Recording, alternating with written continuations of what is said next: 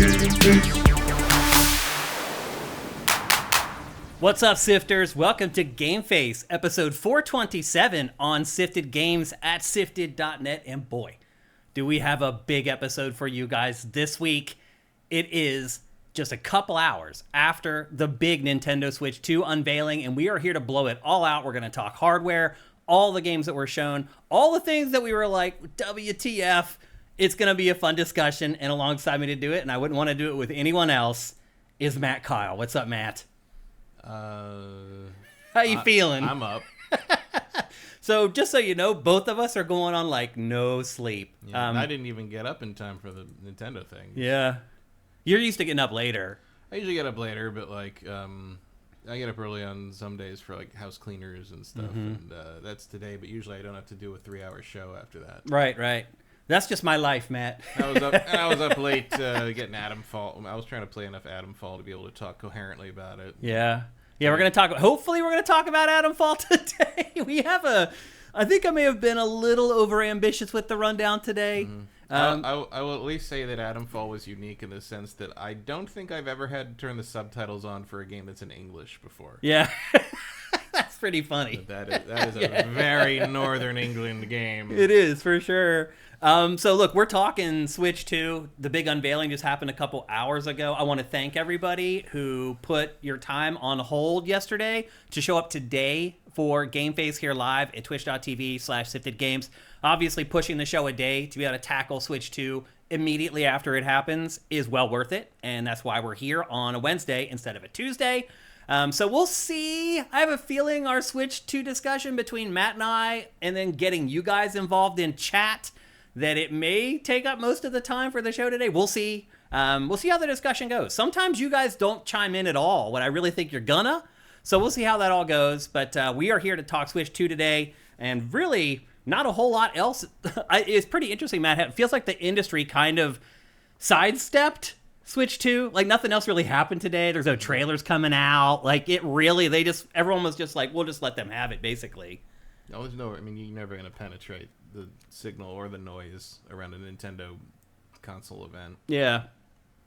I mean, like anywhere in Twitter, every place right now is just endless threads of nonsense about like every stupid little like imperceived detail about what it's just like, guys, come on. It's like, Nintendo hardware. Like there were people on Reset Era yesterday being like, "Are you taking tomorrow off for the Nintendo event?" I'm like, "What? What are you talking about? Are you?" I wish I had the option. What is wrong with you?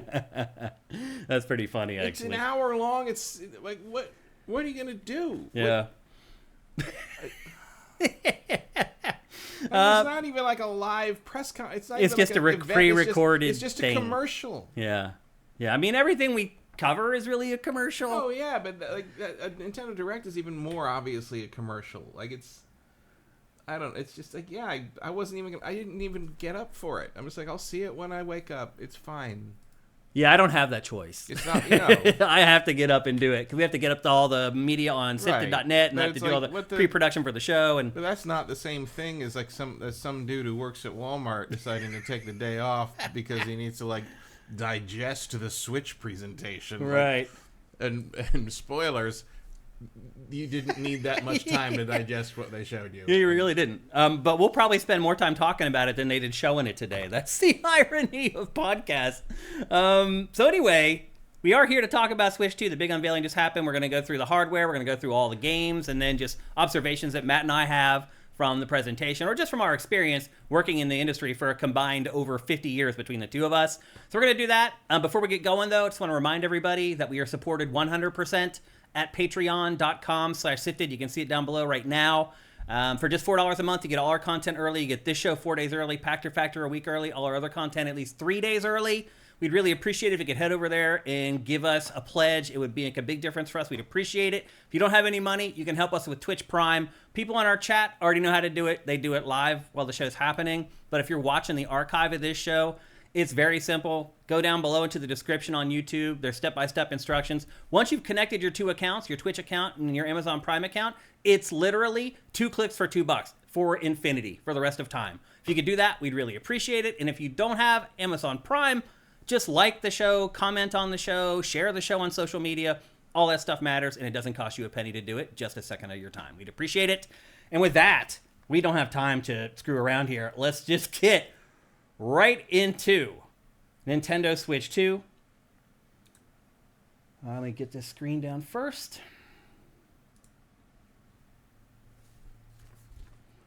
Okay, Matt, so let's start off with just general observations of the presentation. The first thing I'm going to say is we kind of mentioned it already. Why didn't that guy have a jacket that fit? Which guy? The producer guy. Right. The guy on the left. I can't remember his name, but it was like he borrowed someone's coat. I think that's fashion. Is it? I think. Because it looks like your dad's coat. Is it? Like, I was expecting him to... I'm like, maybe he has a big coat on because he's going to pull the Switch 2 out of the sleeve or something. But he looked like he showed up and they're like, you can't just wear that collarless shirt. You have to have a coat. And so they just, like, got the largest Nintendo executive and gave his coat to that guy. Yeah. I think it's fashion, but... The thing is like there is no fashion anymore, Matt. Everything just comes back around slowly. That might be fashion's attempt to actually do something new, just wear stuff that's too small for you. I don't know. But one thing I will say is that I got up today at like 5 a.m. It was pitch black, middle of the night. Sat there for an hour, got myself ready to take notes and all that kind of stuff. At 6 o'clock, it was still pitch dark out. I'm sitting in the spare bedroom where I work every day, in the pitch dark, waiting for something to happen on my computer screen. And I'm just sitting there and I'm like, what has happened? How did we go from these big, elaborate events where I'm sitting next to you and all my friends having a good time to sitting in this spare bedroom in the dark watching the new Nintendo console be announced? It's just... Because more people see it this way. Yeah. I mean, I don't understand how that's true, because you can still live stream the big show that we're at. Yeah, but this way they don't have to spend that kind of money. Yeah, it's a rounding error. Anyway, that just struck me as odd. I'm like, this is the 5th Nintendo console that I've covered the launch of, and like the weirdest one as far as like seeing the big unveiling of it. But beyond that, I mean, it's really just weird because for whatever reason they do these things so they're at 6 in the morning. Early in the. I mean, all their directs have been doing that lately. Yeah, or ridiculously early in the morning for Pacific time. Yeah, and most of the industry, by the way, is on Pacific time, which is interesting. Most consumers probably on East Coast time. Yeah, most of the industry on West Coast time.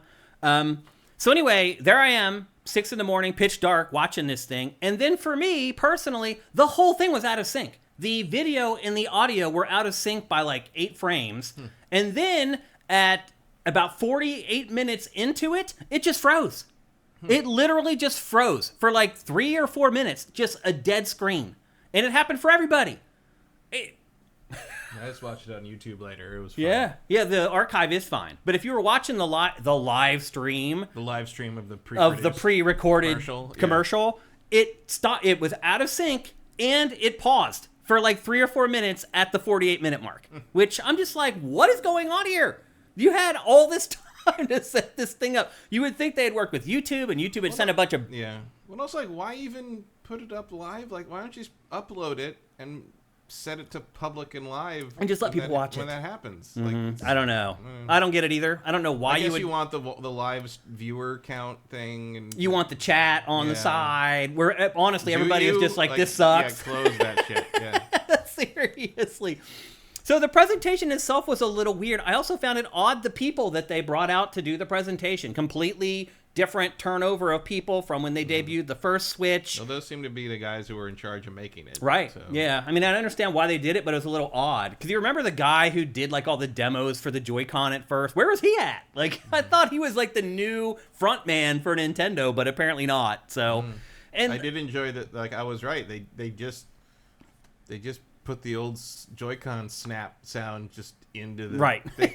And it even says like sound added at the bottom or something like that. It was like in the closed captioning. Yeah.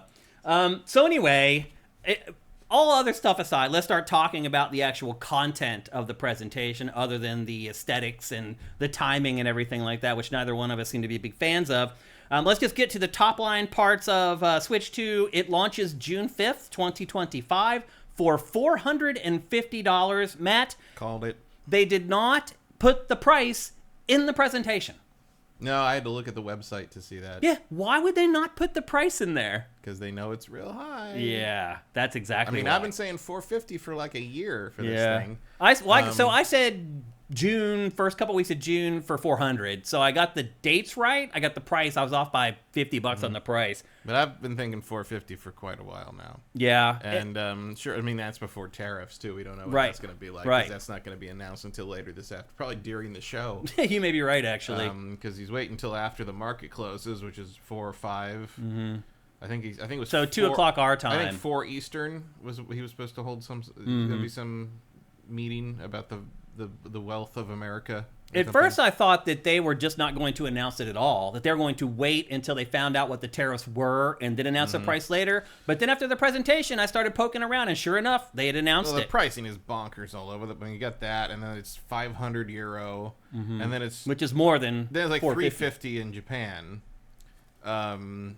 But the system's region locked. The system's region locked, and if you want the version in Japan that does multiple languages, it's $200 more. Mm-hmm. So they are hardcore trying to stop the scalping of Japanese systems. Well, I think they also outside of the country. They're trying to take care of their Japanese fans while not giving them a reward, and honestly, like charging a little more in the West because of these tariffs that are coming in. Well, the consensus I've seen from like the economic analyzing has been it's literally Nintendo has been concerned about the scalping of their domestic systems overseas for a long time, and this Interesting. This is like a way to like this would have happened regardless. I'm surprised they care that much. Yeah, I'm not sure what why. I'm not sure what the issue is. Because there was no really, region lock on Switch, right? I mean, if you wanted to stop that, just put the region lock in. It's not 100%, but it'll stop the casuals from doing it. They did, but they apparently want to stop everyone, so they basically want to make it obscenely expensive.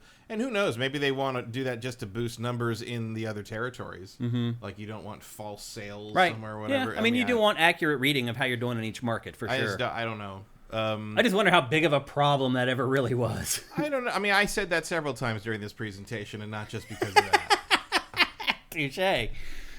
So anyway, it's going to be like $300 and some in Japan. But again, you can't use that system in the U.S. So Nintendo's like, look, we're going to take care of our people here in Japan, and we're going to have to build in whatever these tariffs may be into the price in the West, and that's where we got it, the $450.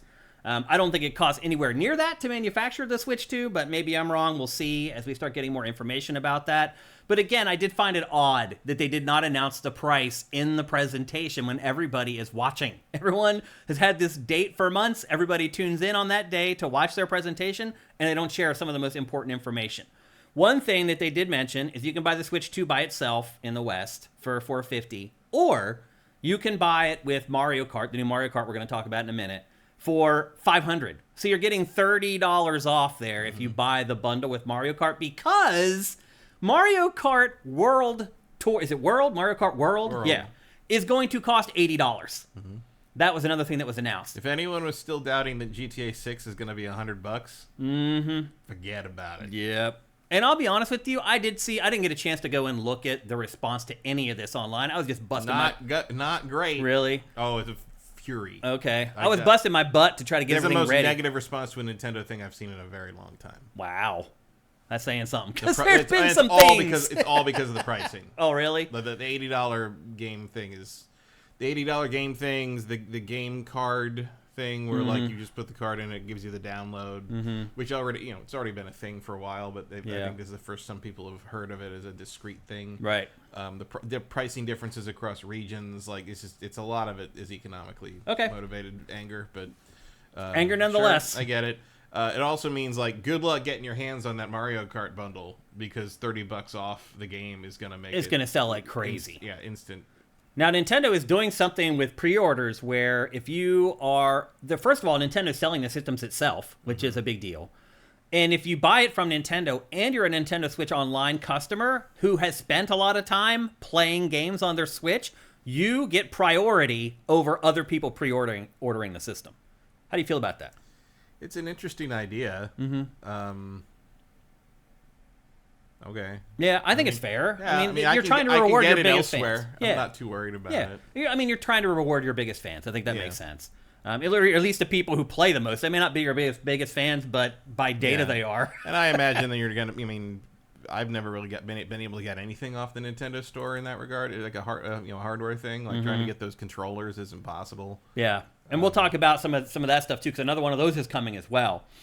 So as far as the hardware is concerned, there wasn't that much left to the imagination. At least we hoped there would be some more, but there really wasn't. The big thing was... They didn't put a spec sheet out. They have not. They still have not shared the GPU or CPU specs for Switch 2. So anyway, the one thing that was still left to chance and people didn't know about was that button on the right Joy-Con. And you can see in this video, it's got a C on it. And I pretty much guessed exactly what it was. I was like, it's either for community or chat. And as it turns out, it's for... I thought it was going to be for copyright. No, and as it turns out, it is for chat, because Switch 2 is finally joining us in 2025, and it has some kind of a normal way to do voice and video chat. Yeah, I mean, it's just basically just Discord. I admit, the most commonly said thing I said through this whole presentation was, "What year is it?" I know. I laughed a bunch of times. Yeah. I mean, I laughed through the whole chat thing because they're acting like they've come up with some like brilliant thing that we've all been doing for like 20 years. There's a camera. It's like a webcam. Oh my god. Good lord.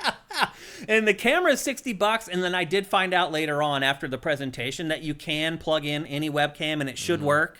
We'll see if that actually is the case. And I was like, I mean, I don't mind the idea of being able to see everybody's game screens, like, but even the footage in the Nintendo presentation looked terrible. Like, it was very, basically it's like annihilating your Wi-Fi connection. And imagine if you try to play a game online. It's like if it looks like that in their idealized presentation, imagine what that's going to look like, in the real world. Not good. No. Not good at all. So anyway, the big secret ended up being really lame and something that I think most people guessed anyway. I feel like that's a good way to describe Switch 2 in general, Matt, is it's pretty much exactly what you thought it was going to be. Yeah.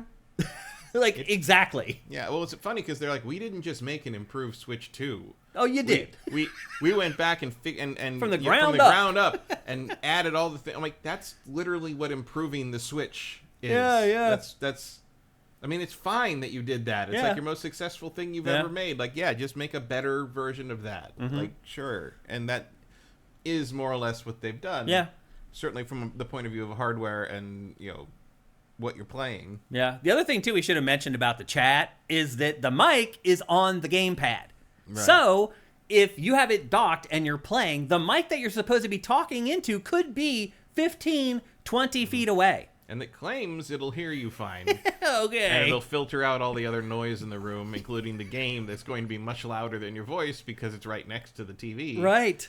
It's a lot of interesting idea. Although they did note that the Pro Controller has an audio as a headphone jack. Has a jack. I don't know if it has a mic. If the mic will work in that jack. I don't know. I imagine it would work. I hope with that. But it's Nintendo. Again, I'm assuming things that would be obvious in 2005 for any other system, but you can't make that assumption in 2025 about a Nintendo system. One thing Nintendo is doing that's a little bit unique with the webcam is it will allow you to sync it up with 3 or 4 other players, and then the game screen is up top and everybody's down bottom, and you can kind of guide people through games and help people play through games and stuff like that. Again, I don't know who's going to use that. I don't know, but it was kind of an interesting use case anyway. You can already kind of do that with Discord anyway. Right.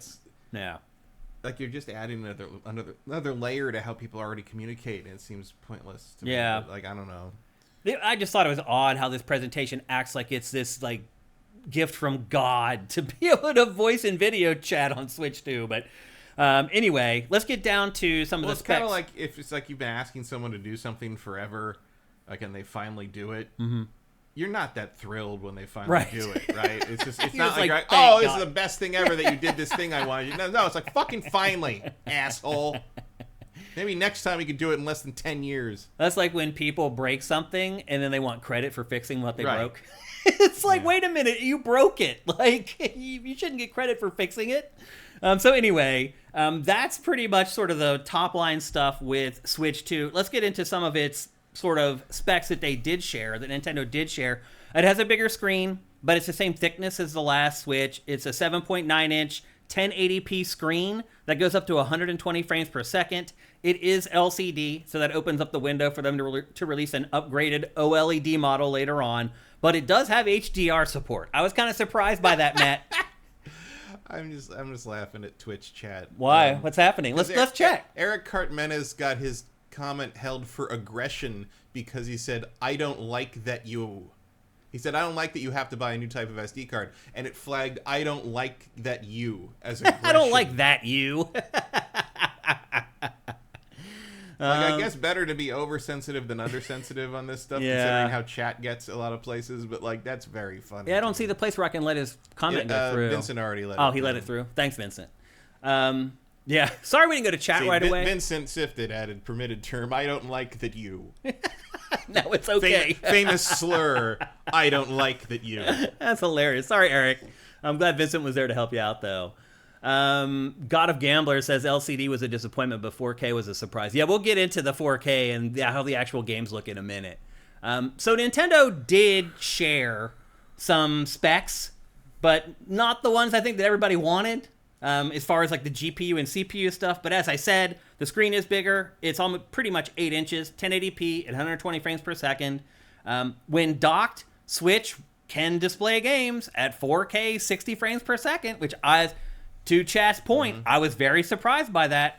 Very curious how often that'll happen. Yeah, I mean, they do have a 2K setting in the Switch 2 settings that they show. So they're like, if you're getting 20 frames per second at 4K, just drop it on down to 2K if you want to. But still, the option is there. And this whole presentation was in 4K. All the trailers for all the games were in 4K as well. So that's encouraging at the very least. We'll see if these games actually can run at that resolution. But, it's doing a bunch of funky DLSS stuff under the hood that is probably getting it out to those specs. We'll see if every game can do it and every game can make use of it. But anyway, 7.9-inch screen, 1080p, 120 frames per second on the handheld, which is pretty awesome, actually, for a handheld. And then when docked, 4K up to 60 frames per second. The new Joy-Con 2, we already knew that they were attached with magnets. And then they detach using the release button that's on the top of the controllers right next to the triggers. I think the new media today for Switch, though, doesn't have colored rails on the tablet. So remember I mentioned that before? Yeah, I didn't notice. I think they just dropped the colors on the rails. I don't think they're there anymore, which solves basically the problem or the issue that I was having with them. So the Joy-Con 2 are magnetically attached. Apparently there's an anecdote going around that Iwata was the one who said no to magnetic attachment for the first Switch. Can't stop us now. Yeah, exactly. I hate to say that, but yep. And then I am very curious how well that will work over time. Like, it just feels like, I don't know. So the buttons that are on the rail of the Joy-Con, the SL and SR, I think they are? Those are the magnets now. Yeah, they're made out of metal. And those are actually the magnets that attach to... That's not what I got out of that explanation. Oh, really? Way I understood that is that the buttons are metal and the magnets are actually electromagnets in the Switch body, and when you plug them into when that little tab there gets engaged with the slot on the thing, it electrifies those magnets. Oh, really? That's what holds it on. Oh, interesting. I didn't think that they were magnets. They're just, the buttons are steel, I guess. Yeah, the buttons are metal. Yeah, so they will attach to and the magnets are electromagnets that are only magnetized when the controller is inserted. So there's when not an eternal magnet on the sides of your Switch 2, which could be a problem if you have like your keys next to it. So what happens if it runs out of power? Do the Joy-Con fall off the tablet? I don't think they would, because I think they do have that little there's a little like groove. There's a button to detach. The tab, and then there's a slot in the controller, and then you do have to press the button to detach them. Yeah. Which I think that just pushes a peg out that pushes it away from the body. Probably. Which is enough to deactivate the magnet, the electromagnet. Yeah. I don't know. That is an interesting question. And then there's larger analog sticks, which, yes. Like, the Switch's analog sticks are so freaking tiny. Like, I get it. They're like, oh, it's a handheld. It needs little analog sticks. But no, they need to be bigger than that. So they have increased the size of the analog sticks. Here's something that really bothers me, Matt, about this entire presentation, was how hard they were pushing the mouse functionality of the new Joy-Con. That really seemed to be something they wanted to talk about. They really think that it's like this thing. Which is funny because, like, nothing's going to use that after the launch window. Well, they also show it being used, and it's jerky. As to your point, in this presentation where everything should be best case scenario, when they do show them using the Joy-Con as a mouse, you can see the cursor on the screen is all herky-jerky. It's, what are you doing? Like, I would never want to use a Joy-Con like that. Like, how do you keep it up without it falling on the side while you're using it? It just... I don't know. I mean, I guess you hold it. I'm like, how... I mean, like the wheelchair basketball thing looked interesting in the sense that nobody else has really made that before. But I'm like, how am I supposed to play that? It looks like another arms, honestly. A little bit, but am I supposed to like lean forward on my my coffee table and be like, do it like? Because you need it for the mouse controls to detect it. Yeah.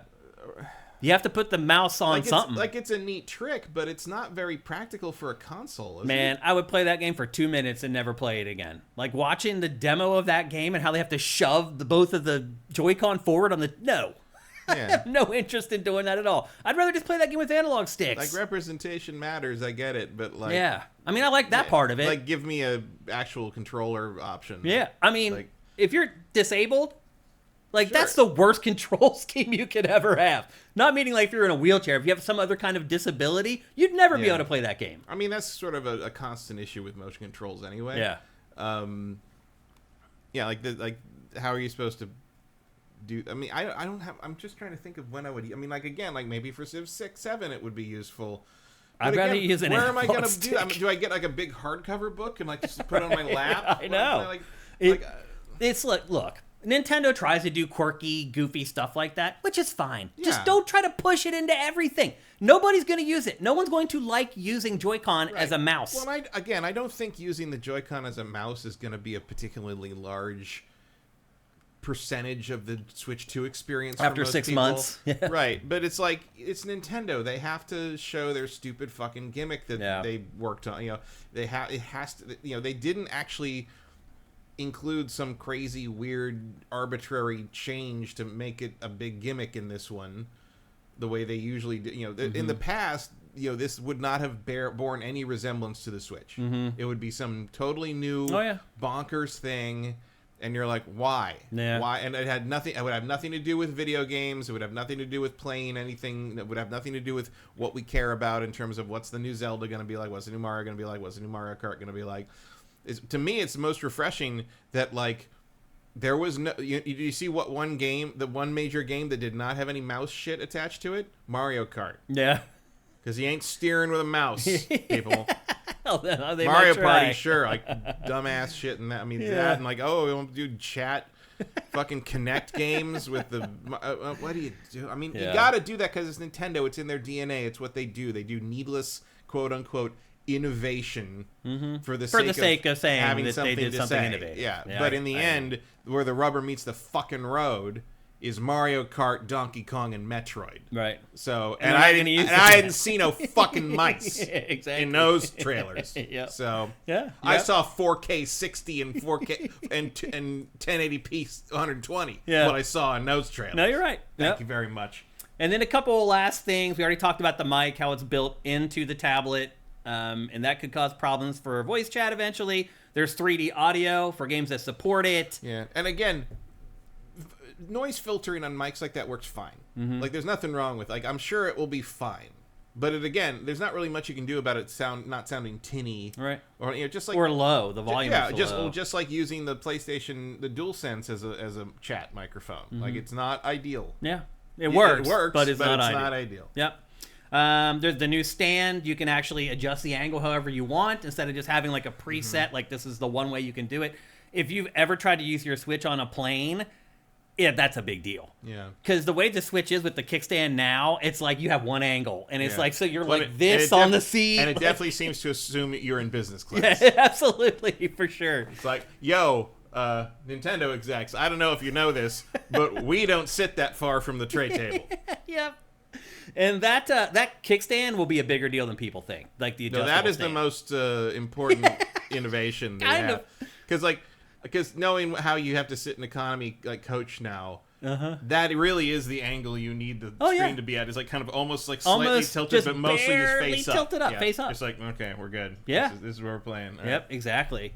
It has 256 gigabytes of storage, which is 8 times the Switch, but it still won't hold Call of Duty Black Ops 6. Right.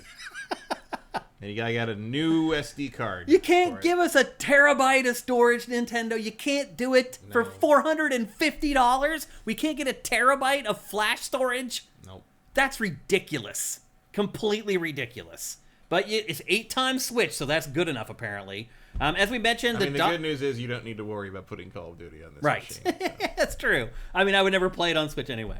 And then so we mentioned but it has mouse aiming. Yeah, right. That's what they were showing for Metroid. That's where they showed the mouse. They actually did show a mouse for Metroid. Yeah. They showed aiming and trying to shoot in Metroid Prime 4 with nope, not happening.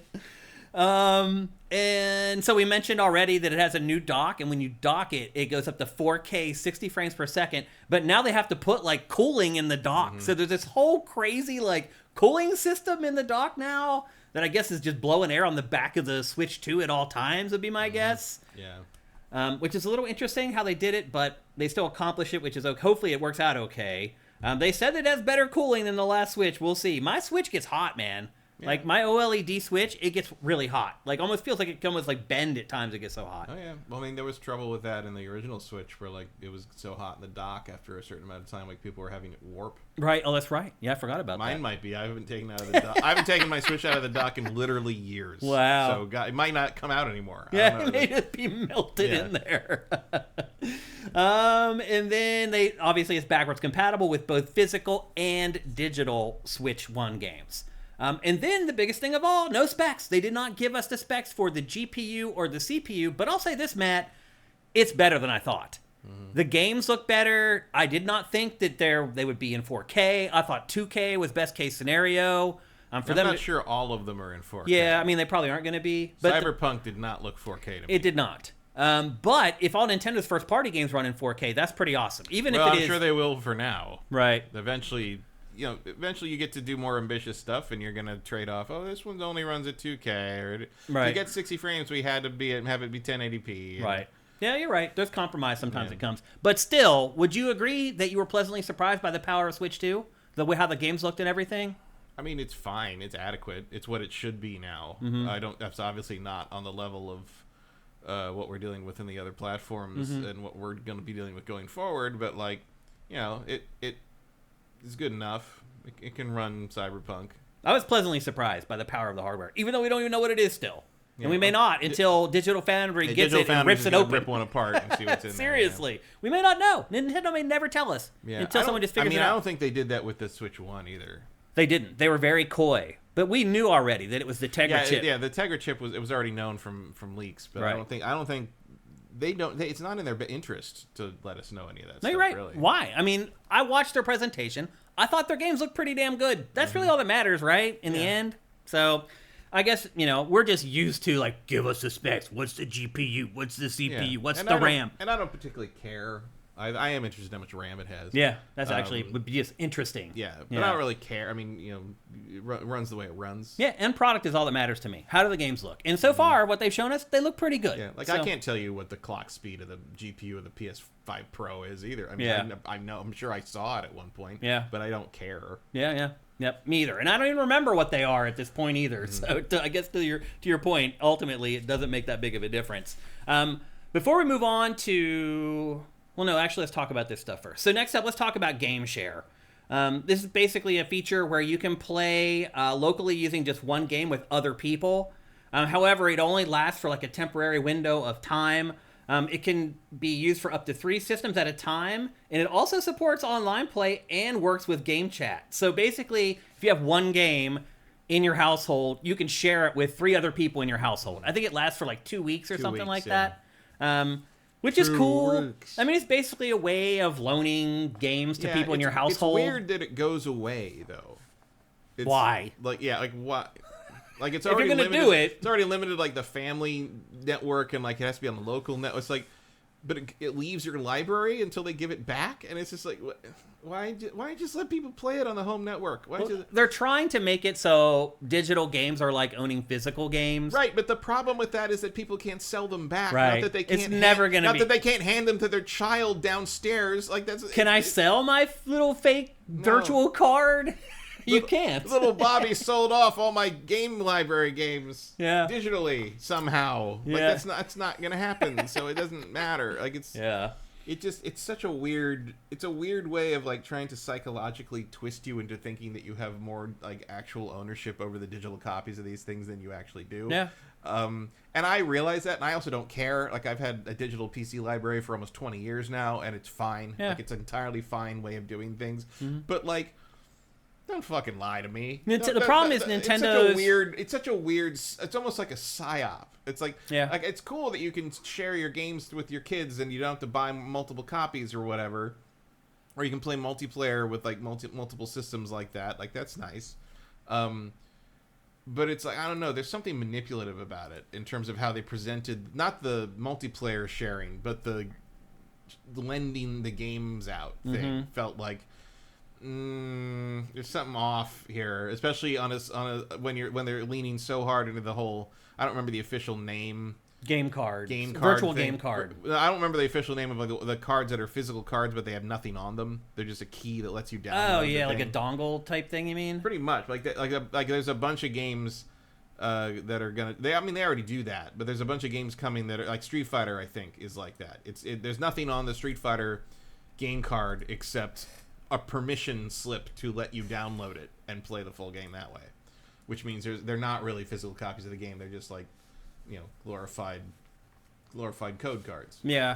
I think the problem for Nintendo is that its fans in particular have clung to physical games way longer than other fans. But there's just situations where it's like this game is not going to fit on a card. Like there's just no way. Like, no. You're not going to fit Street Fighter 6 on a card. Yeah. And so that's. I mean, a lot of these games, which is fine, but there's way. people complaining about it all through every kind of social media I saw just in the time this morning. And like, I don't know what other solution there is. There isn't another. The other solution is you don't get Street Fighter 6 on the Switch 2. Right. I mean, that's it. It's like that or the other. Like, that's the reality of the medium right now. And I don't know what else they want Nintendo to do about that. Like, at this rate, the only thing they could do to really improve morale is to make the Switch 2 cartridges taste better than the Switch 1 cartridges, I guess. Speaking of the Switch cartridges, they're red, so maybe they have a nice strawberry flavor. I don't know. Try it. Lick one. They're actually the same size and shape as Switch 1 cards. Well, yeah, because you got to be able to put Switch 1 cards in the Switch 2. Right. But they're red, as you said, and they read faster, so they have a better read and write speed. And they also said that it will download and install things faster, which it would kind of have to, wouldn't it? Yeah. Like it can't get much slower than the Switch on that. You're right. The other thing, too, is you're not going to be able to use the same micro SD card that you've been using on your current Switch. The Switch 2 requires higher speed cards with the better read and write speeds, and so you're going to have to buy a new one to upgrade your storage. And again, you only have 256 gigs natively on the system. So that's how they get you. Yep. So you're going to end up buying a 1 terabyte micro SD card. It's going to set you back another $100 or whatever. Probably. I didn't get a chance to look up how much those. Where they are now? Because they're micro SD XL or X something. Yeah, there's something about them. Yeah, there's Express. They're fast access. They're the SSDs of the micro SD world. Yeah, if you work in 4K video, you're familiar with these cards because when you buy SD card, you have to make sure that they're hyper speed. Otherwise, it can't write to the cards fast enough for 4K video. So that's where I learned about like those cards. But yeah. So you're going to, one, you're going to spend more on the card than you did for Switch 1. And two, you won't be able to use the card that you had for Switch 1. You're going to have to replace it with another one. And they showed off the new Pro Controller. The Pro Controller has the C button on it, just like the right Joy-Con. The new right Joy-Con does. It also added 2 new buttons on the back of it, like paddles. They're called GR and GL, which I don't know why, but I think they're just trying to position Switch Pro Controller, because it also is like $80 as like the high-end controller. Yeah, well, they're programmable, so they right. can...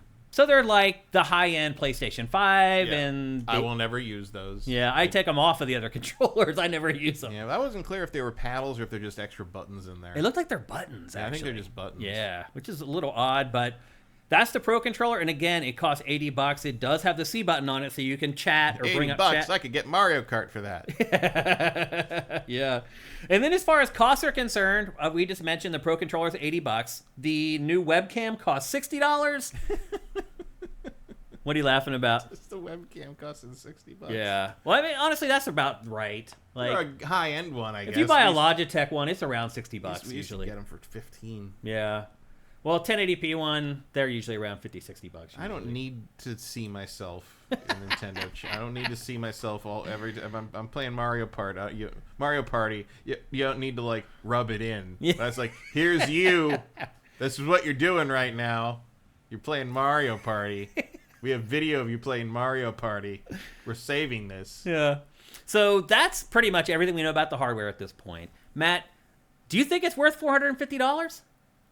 Probably not. Yeah. But like, you're not paying $450 for the hardware. You're paying $450 to access Nintendo's games for the next 5 to 7 years. Well, they also said that I think this may last for like 10 years. Maybe. Because some of the comments Nintendo made after the presentation came out was, we're trying to future-proof Switch with this console. You haven't, because there's no ray tracing support. Well, it also won't be able to run things that a PS5 Pro can run. So it's definitely not, right now it's not even future-proofed. I mean, it's future-proof to the point that like the Switch was, where it'll do fine. Yeah. But it's not going to like be cutting edge of any kind. Yeah. Yep. Well, but the point is not that. The point is to be able to play Nintendo games. Right. Yeah. Well, I guess they did have a pretty big focus on third parties, and we'll get to that in a minute. Yeah, because they got nothing else. Right. This is the worst first-party launch lineup since the Dreamcast. All right, let's hold off before we talk about software. Let's get into chat here and see what you guys are saying about the hardware. Swan Senpai says, just to show why people are upset, physical Switch games are €55. Switch 2 games are going to be €90. Mm-hmm. Yeah, I mean, I get why people are upset. Although, let's be honest, like, we're pretty lucky that we've only been paying $60 or $70 for a really long time. I understand why game prices are going up. That's why so many people are being laid off, or at least part of the reason why. But and again, to be fair, they're still cheaper than they were on the N64 era. Yeah, I paid $89 for some N64 carts. I paid $89 for some Super Nintendo JRPGs. That's right. Like, and that's like $140 in today's money. Like games are still pretty cheap, even if they go up to $80 and $90. But but also people don't have that kind of money anymore for luxury items. Yeah. On top of a 450 or 500 euro system. And whatever extra you're gonna have to pay for that SD card and the Pro Controller and the Nintendo Online. By the way, you know the Nintendo Online account, all the stuff with that and the chat and everything made me remember. I went to log on to the online stuff on that Xenoblade Chronicles X when I was playing that like 2 weeks ago, and it was like, well, you need a Nintendo Switch Online account for that. And I'm like, I thought I had it. My Nintendo Switch Online account has been deactivated for a year and a half because I didn't change the credit card number when I got a new card. And it just shut off. And it just stopped. It couldn't renew it, so it shut off. And I had not noticed until now. It took me a year and a half to realize that I was no longer subscribed to Nintendo Switch Online. So that's how important that is. Yeah. Heath Demon says, those game prices kind of makes it DOA for me. Mario Kart isn't worth $80. It's not? I mean, it's not worth $80 to me. I mean, I'll play Mario Kart for like 500 hours. That's way worth $80. Well, a lot of people will. Sure, because like it's a big hit. For me, Mario Kart is I will play that for like 10 hours. And really? You'll just get through the Grand Prix and quit, basically? Pretty much. I mean, I mean, this one looks more interesting to me in the sense of the open world idea. It's named appropriately. But again, $80 for a racing game is simply not a thing that I will. I mean, I really hope I get that bundle because that's the only way I'm going to own Mario Kart World. I'll tell you that much. I mean, to me, honestly, like that isn't a big, because like, look, to me, Mario Kart is not really an issue. Like, I don't care about Mario Kart. Yeah. It's not a thing I care about. Yeah. Never a thing I care. I haven't cared about Mario Kart since my college dorm room. Yeah. When we played 64 all the time. Yeah. The bigger one to me is like, I ain't giving you $70 for that fucking Donkey Kong game. Are you fucking out of your fucking mind? Are you like? I mean, but why? Why would you pay $70 for other games but not Donkey Kong? Because I don't think that game looks interesting. Also, you just don't like the game. No, I mean, you don't think it's. If you were into it though, you would think it was not worth the $70. I've already paid $70 for other games I'm into, but like this is not. I can tell in particular. That game in particular. So it's like. Clearly the price is going to fluctuate based on what Nintendo seems to think. It said as much, yeah. and It seems like X number of get years into in it later development. too. But also, that Donkey Kong design makes me want to claw my fucking eyes out. I really don't like how he looks. We saw it coming. Remember they switched. Yeah, his... it was that same. It's the same design from Now Mario we Kart. see why. Now we see why. Yeah, that's why. 'Cause they were doing that. Emperor Dread, thank you for Twitch Prime, brother. Let's see. Again, go at SIFTD Like Games. it's gonna be real hard for me to justify $70 for a goddamn Kirby game. Like you know what I mean? Like, yeah. I'm very curious if these. I think that'll be $60. It'd be my guess. Like the Kirby stuff and their B level Yoshi games. Bold claim, Matt. Are you telling me Mario Kart on launch and DK a month later is a poor launch? No, I'm saying that it reminds me of a Godzilla game that nobody picked. I'm saying it's not the same thing, but it's like Sonic came out on Dreamcast a month later. By the way, it is a poor launch. That's a bad launch. I don't know what you're talking about, man. Like I'm not There's saying one Mario Kart big World first-party game. I'm not saying Mario Kart World is bad, but it's like there's nothing. I mean, it's worse It's Mario than Kart N64. World. It's Mario Kart World, and a version of like I guess their equivalent of like Astrobot, but you gotta pay for it. Well, it's not Astrobot. It's literally like a instruction manual. It's like Me Plaza for money. Yeah. What? Yeah. What? Yeah. And then like a whole bunch of third-party games that I thought were it's not great games, but they were great 3 years ago when I played them on literally every other platform. Yeah. So, not great for $450 and the fucking horse race you're gonna have to go through to get one of these pre-orders. Like, man, if we weren't doing this show, I wouldn't look at this system for a year. Really? I wouldn't even attempt to buy a launch version of this. I'm definitely even getting a launch attempt. unit. I'm excited for it. I mean, I would get one if I found a way to get one at launch because I wouldn't want to put up with the bullshit of getting one later. You know what I mean? Like Nintendo hardware in the first year is one of those things where like if you get the opportunity, you fucking buy it because maybe you don't want it right now, but you're gonna want it later, and so you're not gonna want to go through the pain of that later. But I certainly wouldn't be going through any hoops for this one. Given what they're showing right now, and that we don't have a date for Metroid, and that's the first game I really or 3D Mario. Yeah, I mean, I guess I didn't really expect to see that. I kind of about 50-50. I do think it's like a holiday game, so maybe they're holding off. It's a holiday game, and I do feel like if you have that Donkey Kong game, you don't need to mention Mario yet. No, I mean that's why they didn't mention it. I think. Yeah. Minority Game says the prices going up won't make a difference. We'll see, man. I don't think they will. I think the Nintendo. I mean, it's going to sell out. They'll sell all their launch units. I mean, the difference we're not going to know for years. We're not It'll take a while until we see how the legs are compared to how the Switches like year 2 and year 3 were. Olotab, hola to you. Welcome to GameFace. We're here usually every Tuesday at 1 p.m. Pacific, 4 p.m. Eastern. Not today. Not today. Cinetike, do you think existing handhelds like Steam Deck and Rogue Ally will temper the reception of the hardware? I mean, I'll admit to you that while I was watching this presentation, I was comparing what I was seeing to what I've seen of those PC handhelds. And honestly, like, it's not quite up to scratch with even some of the lower level Steam Decks. Not remotely. Yeah. But again, none of that's the point. This you are paying $450 to access Nintendo's library. Nintendo's not trying to pull you away from your PS5. That's just game's over. You're paying this money is not for the hardware. It's not for it's not for the Joy-Cons. It's not for any of that shit. It is so you can play the next Mario. Yeah. It is so you can play the next Pokemon. It is so you can play the next Metroid. It is so you can play the next Zelda. That's all it is. Like you are paying. It's like it's your once a decade ransom payment for being able to play some of the best games around. People are really pissed off about the price. Minority Games. I don't think I can afford $80 game. It's $10 more. Like, I mean, I get if you want to like put your flag in the sand and say, look, I'm not paying these prices because if I do, then that will encourage Nintendo to keep jacking up. I get that, but like saying you can't afford $10 more for a game, come on, man. It's $10. I mean, it's definitely gonna I think it will make people more picky about what they impulse buy. I mean, but it's also like Nintendo is more frustrating in that regard because you know that fucking price is not going to come down significantly at any point. Yeah. Or maybe not for years.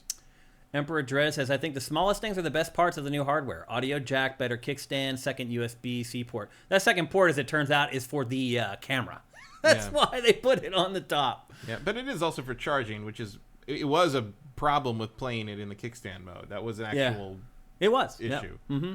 Justin Ontario says, I was expecting a new Mario platformer. We all were. Or at least we thought. We know one's on the way. I think it's still coming. It's not. They just didn't show it. The biggest disappointment software-wise for me, beyond there not being any, really, is that we didn't get a Metroid release date. Yep. That is a little weird, I thought. We'll talk about Metroid in a little bit because it was shown at an event a few days before this. It's been one heck of a week for Nintendo, man. They did 2 huge events in like the span of 5 days. Ashes in the Hourglass says, system launching with a game that will sell 50+ million units is a bad launch. Okay. It's just one game, dude. Are you okay just playing Mario Kart for the rest of your life?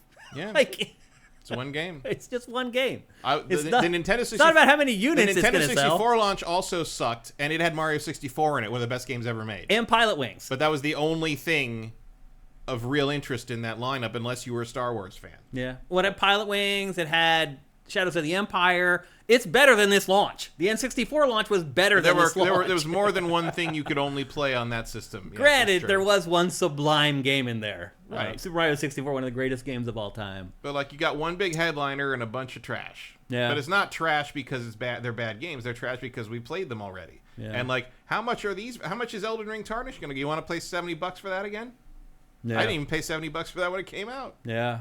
Black Sierra says the Magnus might turn out to be a very bad idea. Another reason not to be an early adopter. I'm not sure what. I mean, magnets in an electronic device are always a little iffy. Because it's magnets with electronics. Right. And certainly magnets that close to an LCD screen could have an issue if the containment goes wrong at some point. You would definitely see some color warping on that. Mm-hmm.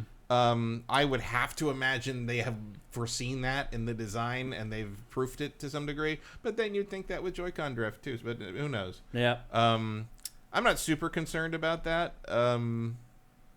At worst, I'll just leave the Joy-Cons off, because I'm only going to play this thing docked. So who cares? I'm not sweating that at all. Believe me, this has been tested out the wazoo. If there was even a chance that they'd have to recall all the systems, they wouldn't do it. And at the very least, the ghost of Iwata would laugh at them for all of eternity, and nobody wants that. Yeah, Black Sierra, don't worry about that, man. It's not going to be a thing. AJ the Legend Watson. So now that the Direct has happened, you believe the Switch 2, when all is said and done, will outsell the original Switch? No. I think whatever the Switch hits is going to be the best-selling console of all time, and I think that'll be the best-selling console of all time for all time. Yeah, I don't know about all time, but certainly nothing. I don't think anything in this next gen is going to beat it. I don't know if anything will ever beat it, because again, the total number of consoles are going down. Just because PlayStation 5 is selling the same as PS4 or a little bit more, it doesn't mean that it's selling better. People are not buying Xboxes, and all those people that used to buy 60 million Xboxes are not all buying PS5. So total, there are less consoles being purchased this gen than there were last gen, and that trend is probably going to continue next gen. Until Nintendo puts some other thing out in 20 years that blows the doors off something insane, maybe. It does it again. It could be something crazy. Nintendo has done that 4 times, so I'm not counting that out forever. That's a good point, actually. Congrim 1, they just set a precedent for the industry at that price as well. And in 2 months, now Take-Two's like, thank you, Nintendo. Yeah. A quick $20 jump over Mario Kart for GTA 6. I'll be interested to see all these people complaining about a $10 price increase if they're going to skip Grand Theft Auto 6. Yeah, well, that's the advantage is nobody's going to do that. Nobody's going to skip GTA 6 just for that. Vincent says, is Mario coming? That's clearly the 3D Mario team making DK. Is it clearly that's EAD Tokyo? I don't know why you would say that. I didn't see anything. Yeah, I don't know who's making that. Yeah, I don't know. I mean, I don't know why you would think that that's EAD Tokyo. Just because that's what they've been working on for 7 years. People are going to be bummed. Very disappointing. Yeah. Erebus says, you mock not being able to afford $10 extra, but 3DS proves if you kick Nintendo in the nuts hard enough, they will back down on price. That's apples and oranges, Erebus Jones. That's not even a fair comparison. They might announce Metroid's release in the Treehouse in the following days. Yeah, so that's the other thing. Not today, but tomorrow and the next day, the Treehouse, Nintendo's Treehouse, is going to be doing live streams of all the games that they showed. So you're going to see a whole metric ton of Mario Kart World, because that's really all they showed. So that should be interesting, how they stretch out the games that they showed in this through 2 days of live stream. So we'll see how that works out. Anything else? Wow. No more comments on that on the hardware. I am shocked. Because the hardware doesn't matter. Yeah. Nobody knows who's developing that game. Oh, Vincent says that Mario Kart is $70 digitally, so you Yeah. can get it cheaper digitally versus physical. But yeah, it's your last chance to get comments in about the hardware before we move on to software. Swan Also, Senpai, nobody's spelling that game's title correctly. what, Bonanza? Bonanza. They're spelling Bonanza with an O like Right. normal, which I'm just like, that's going to be... Well, which makes it even more confusing because there's at least 3 Donkey Kong Country levels with Bonanza in their name. So I'm getting a bunch of Google results for different Donkey Kong levels already. I don't know. Swan Senpai says, I ordered my Switch 2 earlier. I don't know how you did that because it doesn't go on pre-sale until April 9th.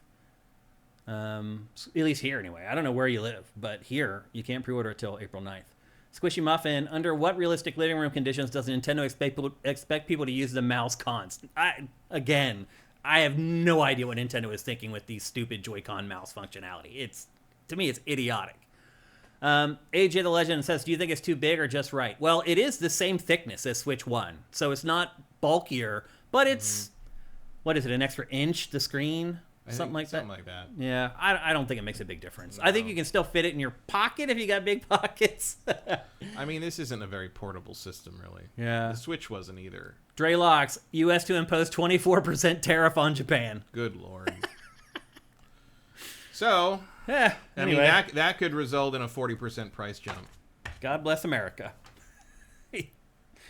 Oh, boy. Anyway. So be ready to pay $650 for a Switch 2. Yeah. If that really comes through. Yeah. Yeah. He's backed off of that before. You know, Pachter thinks he's going to back off immediately as soon as the stock market crashes again. Mm-hmm. I mean, that's certainly been the MO so far. It's like announce this ridiculous shit, everybody panics, and then he's like, "Oh, we've made a deal. I'm the best negotiator any in the world, and this is a big victory for us." You know, it's like I said earlier about people who want credit for fixing stuff that they broke. Right. It's like, no, you broke it. You should fix it. You don't get credit for fixing it. Anyway, let's talk about software for Switch 2. Obviously, Nintendo did not have a huge lineup of games coming in the immediate future for Switch 2. Yeah. I mean, they do have a huge lineup. It's just most of it's old. Or actually, before we move to games, we have one more thing to talk about. We have to talk about Nintendo Switch Online. And there's a big thing coming to Nintendo Switch Online with Switch 2, and that is GameCube. Once again, what year is it? Well, GameCube's a little more complicated to emulate. It's not as easy as like their 2D stuff. So I give them a little bit of leeway, but you're right. This should have happened a while ago. Crash the value of all your Chibi Robo copies. Because let's be honest, this system is 20 years old. Like, they definitely could have made this happen earlier. It's 24 years old. Yeah, 24.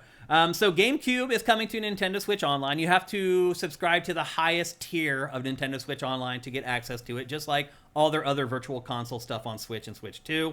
Out of the gate, there's going to be Wind Waker and Soul Calibur 2 and F-Zero GX with online play, Matt. That's pretty hot, if you ask me. I mean, I'll never do it. Yeah, I mean, I will, but the game's really hard, and like I got frustrated with the campaign in this game. It'd be nice to just be able to race other people in this awesome game. Be very interesting to see how well that works. Yeah, because how many cars are there? 20 or something like remember. that? A lot. A lot. Maybe they cut it down for the online mode. Maybe we'll see. I mean, it looks like 4. Well, that's split screen, right? Yeah, but I imagine it's the same. Yeah, you're probably right, actually. Yeah. And then Wind Waker being somewhat upgraded for... Somewhat. I mean, I guess. Like, I will see how different it is from the Wii U. Mm-hmm. But you can play all these games at a higher resolution. They have custom control schemes. There's a lot more games coming, too. You can see here's a list of some of the other games that are on the way, and it seems like the very near future. We'll see how long it takes to get those out. And then there's a GameCube controller coming. That you will never see. Yeah, they're really hard to buy. Or you may have to wait for like the third shipment or something like that before you get one. The N64 one was very hard to get. Yep. But it is coming, and I think the price for that was $60.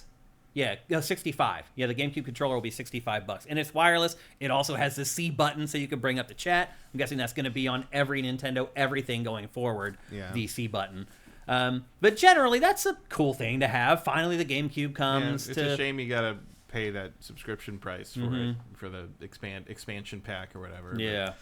At least in this case, it's probably cheaper than paying secondary market prices for that Fire Emblem game and Chibi Right. Robo. So, like, some of those games go for hundreds of dollars. Yeah, I know. Yeah, GameCube games have shot up, and this may actually kill the value of I think some this will GameCube affect them, yeah, games. That because sucks. now you can play them. I have some pretty rare GameCube games. Even when all my games were stolen, before I took those games into the old office, I took the really valuable ones of my GameCube collection off the top and left them at home, and just in case something like that might happen. Now, as it turns out, I was not very smart with the games that I kept at home. Some of the games that I did not think were worth money were actually worth way more money than the games that I kept, but still, I do have kind of like the skim off the top of my GameCube collection, even though I lost all those games through the robbery. But anyway, GameCube... They're never going to put out Cubivore, so it's okay. Yeah, you're right. They definitely will not. So anyway, that's all the hardware, all the non-software related stuff, although Nintendo Switch Online with GameCube is a little bit software related. But let's talk about the actual freaking games. So they said that there's 3 different types of compatible games for Switch 2. There's Nintendo Switch 2 games, there's Nintendo Switch 1 games that will work with backwards compatibility, and then there's the Nintendo Switch 2 Edition games. And those are the games that are going to be upgraded for Switch 2 with a higher resolution, some of the accoutrements that Switch 2 has that Switch 1 doesn't have, quality of life stuff those games will get. So there's 3 different types of games that will play on Switch 2. Let's talk about specific games. Let's talk about Mario Kart World. We've already kind of talked about it a good bit throughout the course of the show because so many other parts of Switch 2 are interwoven into this game. I'll say this. Because there's no other game to Right. weave it with. You're right.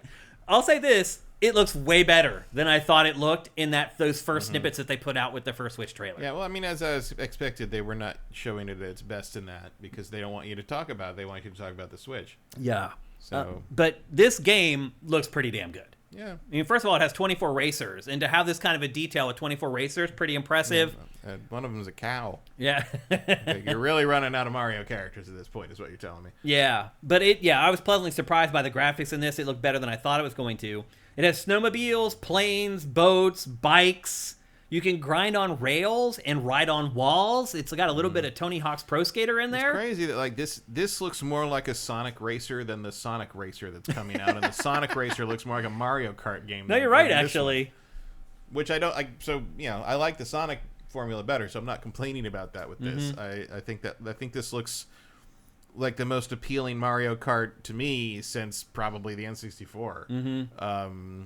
I mean, I want to pay $80 for it, but like, this all looks really good, and I actually really like. I just as a racing game person, which I am not, but when I play racing games, I do greatly prefer point to point. And the fact that this seems to do point to point, and you can link them all together and have the circuit just run you through the whole world, like there's between track world sections. Yeah, you drive from one race to the next. It's a little bit like Diddy Kong Racing, honestly. Yeah, except fuck that game. Oh, I love Diddy Kong Racing. I thought that game was too hard. I crushed it. I 100%ed that game. I loved it. I never got past, I think, the 4th. Oh, really? I think, was there 5 of those? I was 5 so worlds? good. I played it back in reverse through all the mirrored stuff and 100%ed that too. I found that game infuriating. Interesting. I don't know what I think now. Yeah. But like back then, I did But yeah, not the like design is similar to Diddy Kong Racing, and that it's kind of this open world-ish kart racer where you can kind of cruise around open areas and just kind of roll. I will to the make a starting prediction line. though, because there's so much like going off the track. You can go off the track whenever you want and look at this. Look at this. Look at that. People are going to break this game wide open online. Like you are not going to be able to legitimately. People are going to find skips and tricks and glitches. Like this is going to be the most frustrating online Mario Kart ever. Because people are going to know the shortcuts. People are going to find not even short. People are going to find like Hacks. illegal hack shortcuts and glitches and things. Like they're just going to jump through mesas and shit. You know, you're like, oh, if you don't know to do this on this one track to skip this entire level, then you're never going to win this circuit online. kind of thing. That's possible. The weather changes in the game, and maybe I misheard this, but is it based on real weather? Like, do they get weather reports and then change the weather in the game, or no? I didn't hear anything. Okay, Of that. I thought maybe I was like weather. taking notes while they mentioned something about it. I wasn't sure what I heard. It looks. I mean, that would be annoying because it just means it would never snow in my game. Right. It doesn't snow here. That's true. It looks like some of the races have a rolling start Yeah. instead of just timing the button to like get the turbo at the start. That could piss off some Mario Kart fans if that's the case. As you mentioned, you can drive anywhere. You can leave the track. Drink. Yeah. It looks like there's 7 different Grand Prix Cups in the game. Yeah, it looks like there's 7 different worlds. Yeah. Well, not world. I mean, they said all over the globe, which implies that the Mushroom Kingdom is a sphere. Right. I think we just learned something about the Mushroom Kingdom. Yeah, it feels like video games lately are having problems figuring out whether their games are set in unique universes or set on Earth. Sometimes they're just like, I'm like, wait a minute, this game is on Earth? Like, I would love to have something dig into, like, okay, so the Mushroom Kingdom is, there's a lot going on here. Yeah. Like, when did the Mushroom Kingdom get a train system? Right. Where are there buses? Like, are there buses? When did they? Where are people going? Is this Mario's fault? Do people have to go to work? Did Mario and Luigi force a freeway system into Princess Toadstool's kingdom? Like, is that, or was that Bowser? Or are they secretly working together to like pollute? There's a whole problem here. Like in 10 years, we're gonna have like the new Mario game's gonna be like Mario Sunshine 2, climate change in the Mushroom Kingdom. That's what it says. Donkey Kong's looking for gold, but what he's really looking for is oil. There's a couple other things. There's a free roam mode where you can literally just drive around and do whatever the heck you want. There are scenic drives where you can just drive around and gawk at the landscape. There's a photo mode. They're doing a big Nintendo Direct just for this game on April 17th. But my guess is after you watch the Treehouse stream over the next couple days, you're going to have your fill of Mario Kart World at that point. You're not going to need any more. But this is Nintendo's big game. It's going to blow it out as big as possible. So I understand why it's doing it. I just wonder how much interest there will be after these next 3 days here. Everyone gets their fill of the game. Like, it had to be a human who told Bowser about ATVs, right? Right. Yeah, I mean... that's not something you invent in a Magic Kingdom. Right. No, you're right. I mean, it's just... You have to suspend disbelief so much with video games in general, but... Well, just the fact that they invite Bowser to these things at all. Right. Like, why would you want him there? And all the bad guys, just leave him out. Like, I don't get it. So anyway, that's Mario Kart World. We need 24 people to do this right. Mamma mia. Yeah. Have to invite the criminals. Yeah. Well, that's Mario Kart World. It is coming on launch day. You can buy it separately, or you can buy it bundled in with Switch 2 if you're lucky. And then you can get the game and the bundle for about $30 cheaper than if you bought them separately. Next up, second biggest game that was shown without a doubt is Donkey Kong Bonanza. This game comes out on July 17th. So I guess credit to them where early on I'm like, why are there googly eyes and everything? Is this a rare game? Kinda. Yeah, I honestly thought it was a rare game when they first started showing it. I was like, oh my god, there's a new Banjo game! Oh. No. Please. I'm sitting there and I'm like, wow, like Microsoft was like, our fans don't care about Banjo, we're gonna give it to Nintendo, and then they showed Donkey Kong. So I guess the hook to this game is it is kind of like Dig Dug. The whole world is completely destructible. It's very deformable terrain. And you can just dig down into the world, like, it seems like almost as far as you want. I'm sure it's not as far as you want. I'm sure there's specific places you're allowed to dig and not dig. And oh, really? You don't think you can dig anywhere you want? I do not. That would be really lame. If it's just predetermined spots to dig. I don't see another way to do the game, but I'm sure certain terrain you cannot dig through. Yeah, I would say there's definitely not 100%, but if it's really just predetermined spots, oh my god, that would be the worst. He's obviously going, like, I don't think you can dig through this right here, maybe. But, like, there's, like, certainly areas where everything is deformable. Mm-hmm.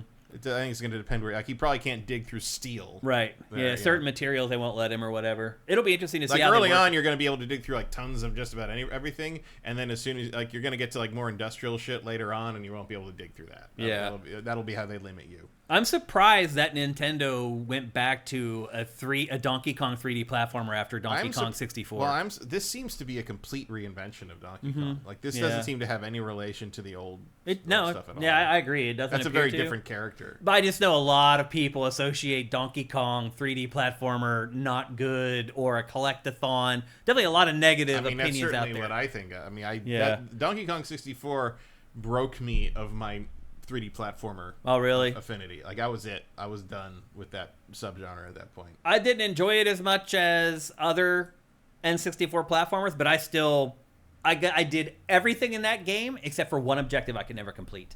I 100%ed the whole thing, and there was one objective that I literally tried probably 100 or 200 times and could never do it, and just finally gave up. Yeah, I think I went through like 3 levels, and I was like, nah, I'm not doing this shit anymore. There is a lot of stuff to collect in that game. It's There's no denying the it. switching between the Kongs. That's Yeah. all. Backtracking to the switch pad and switching over, and then remembering where everything is, and then you can't see everything because the draw distance on everything is so terrible that the collectible, like Banjo didn't have that problem because all the major collectibles were even if the rest of the level detail wasn't visible, you could see the Jiggy on the other side of the fucking world. And like on this, you can't see the golden bananas or the colored bananas until you get close enough to them.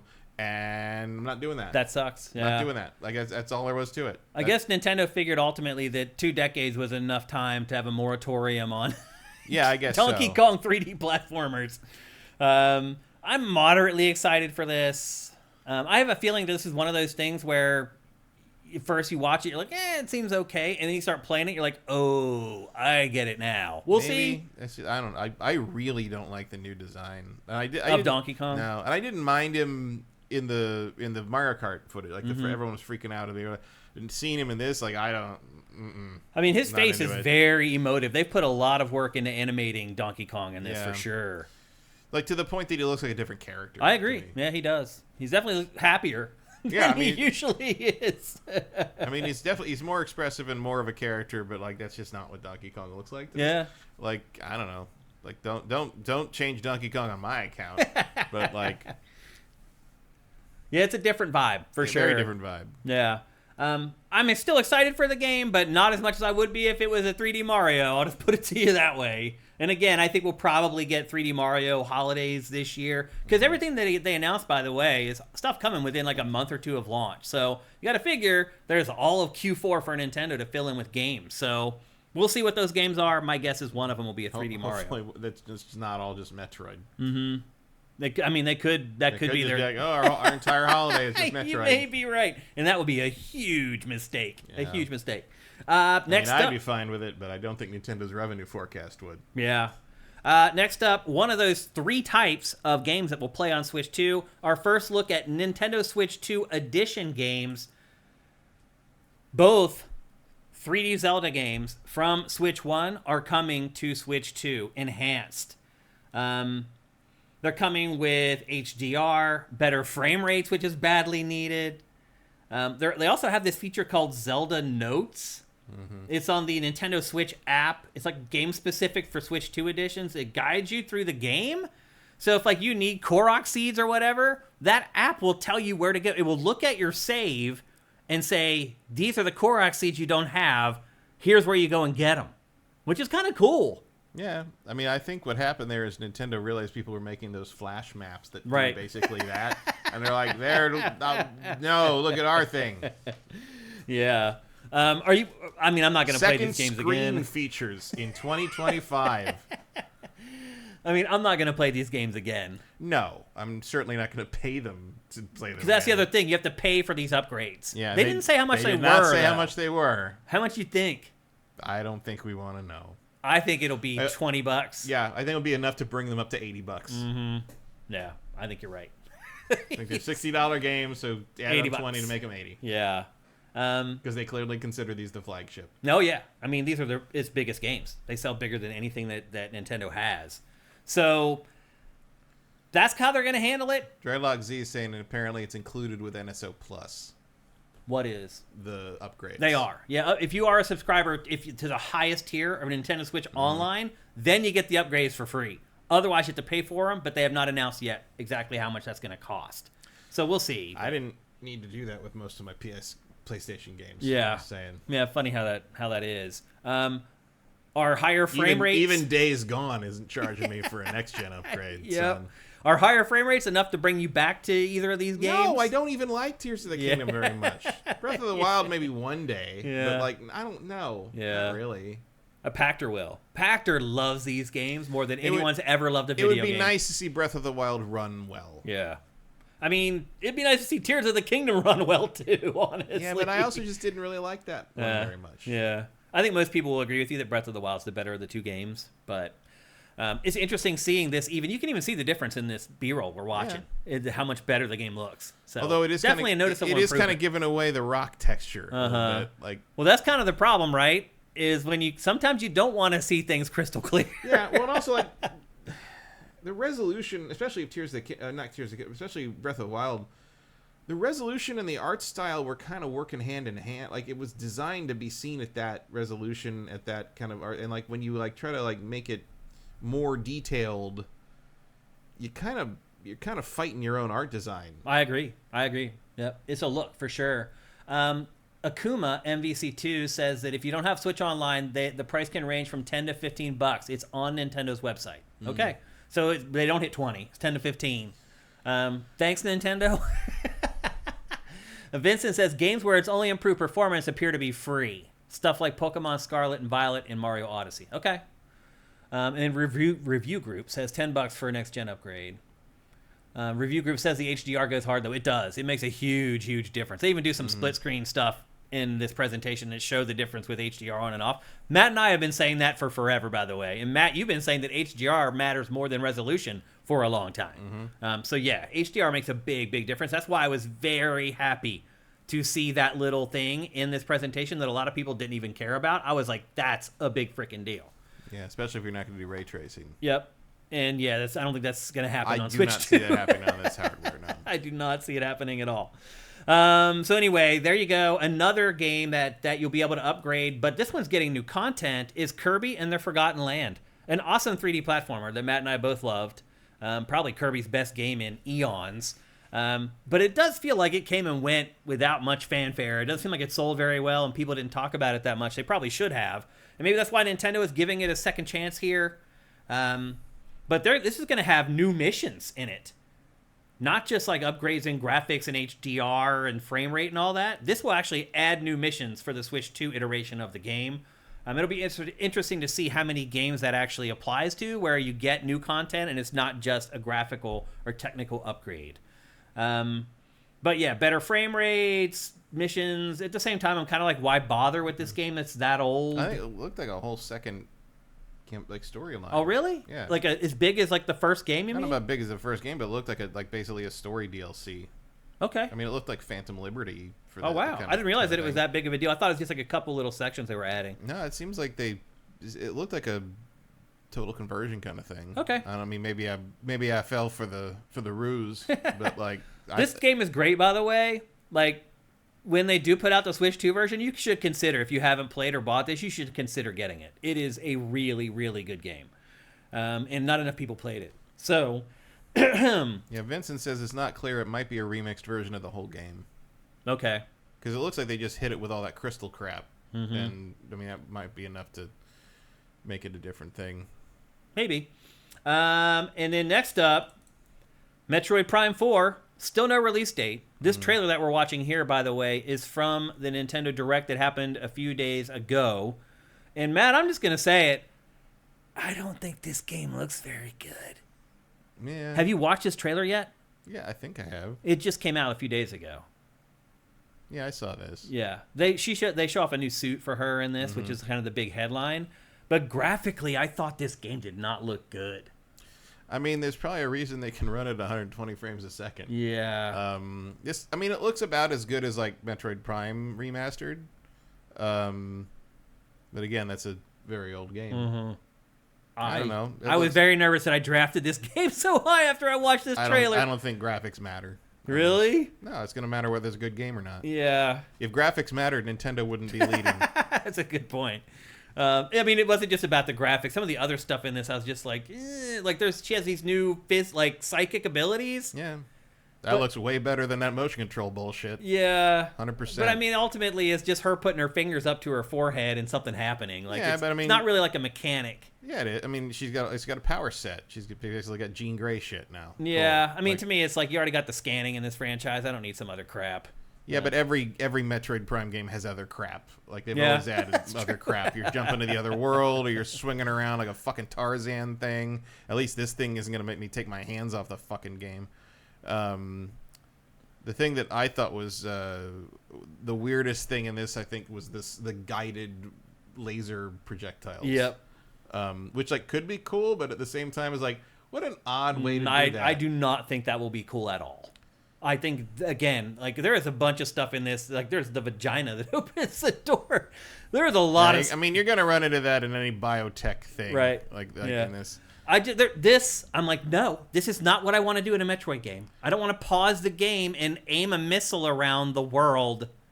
I don't know, man. I mean, it's not ideal, but it still looks better than Metroid Prime 3, or certainly better than Metroid Dread. I really like Metroid Prime 3. I gave it like a 9.5 out of 10. So I I would definitely disagree with you on that one. I think I would like Metroid Prime 3 if I didn't have to use the motion control garbage. It was kind of cool, though, man. Because It you was could, like, not. rip people's armor off using the nunchuck. It felt great. It did not. It I did. I hated it. I hate motion control. I hate You will having to do never, ever, no matter how awesome motion controls are, you will never admit that you like them. It's Let's be honest. I have never liked any of them. Right, you've never liked Well, it. why would I have to admit something that's never happened? Just saying, no matter how good they are, I you're don't never think gonna any like of them are good. You're never going to like it. Because I don't think any of them are good. Okay. I don't understand. How about VR then? I mean, that's motion control. I mean, I wasn't super impressed. But by you don't a lot like of that VR either, so. No.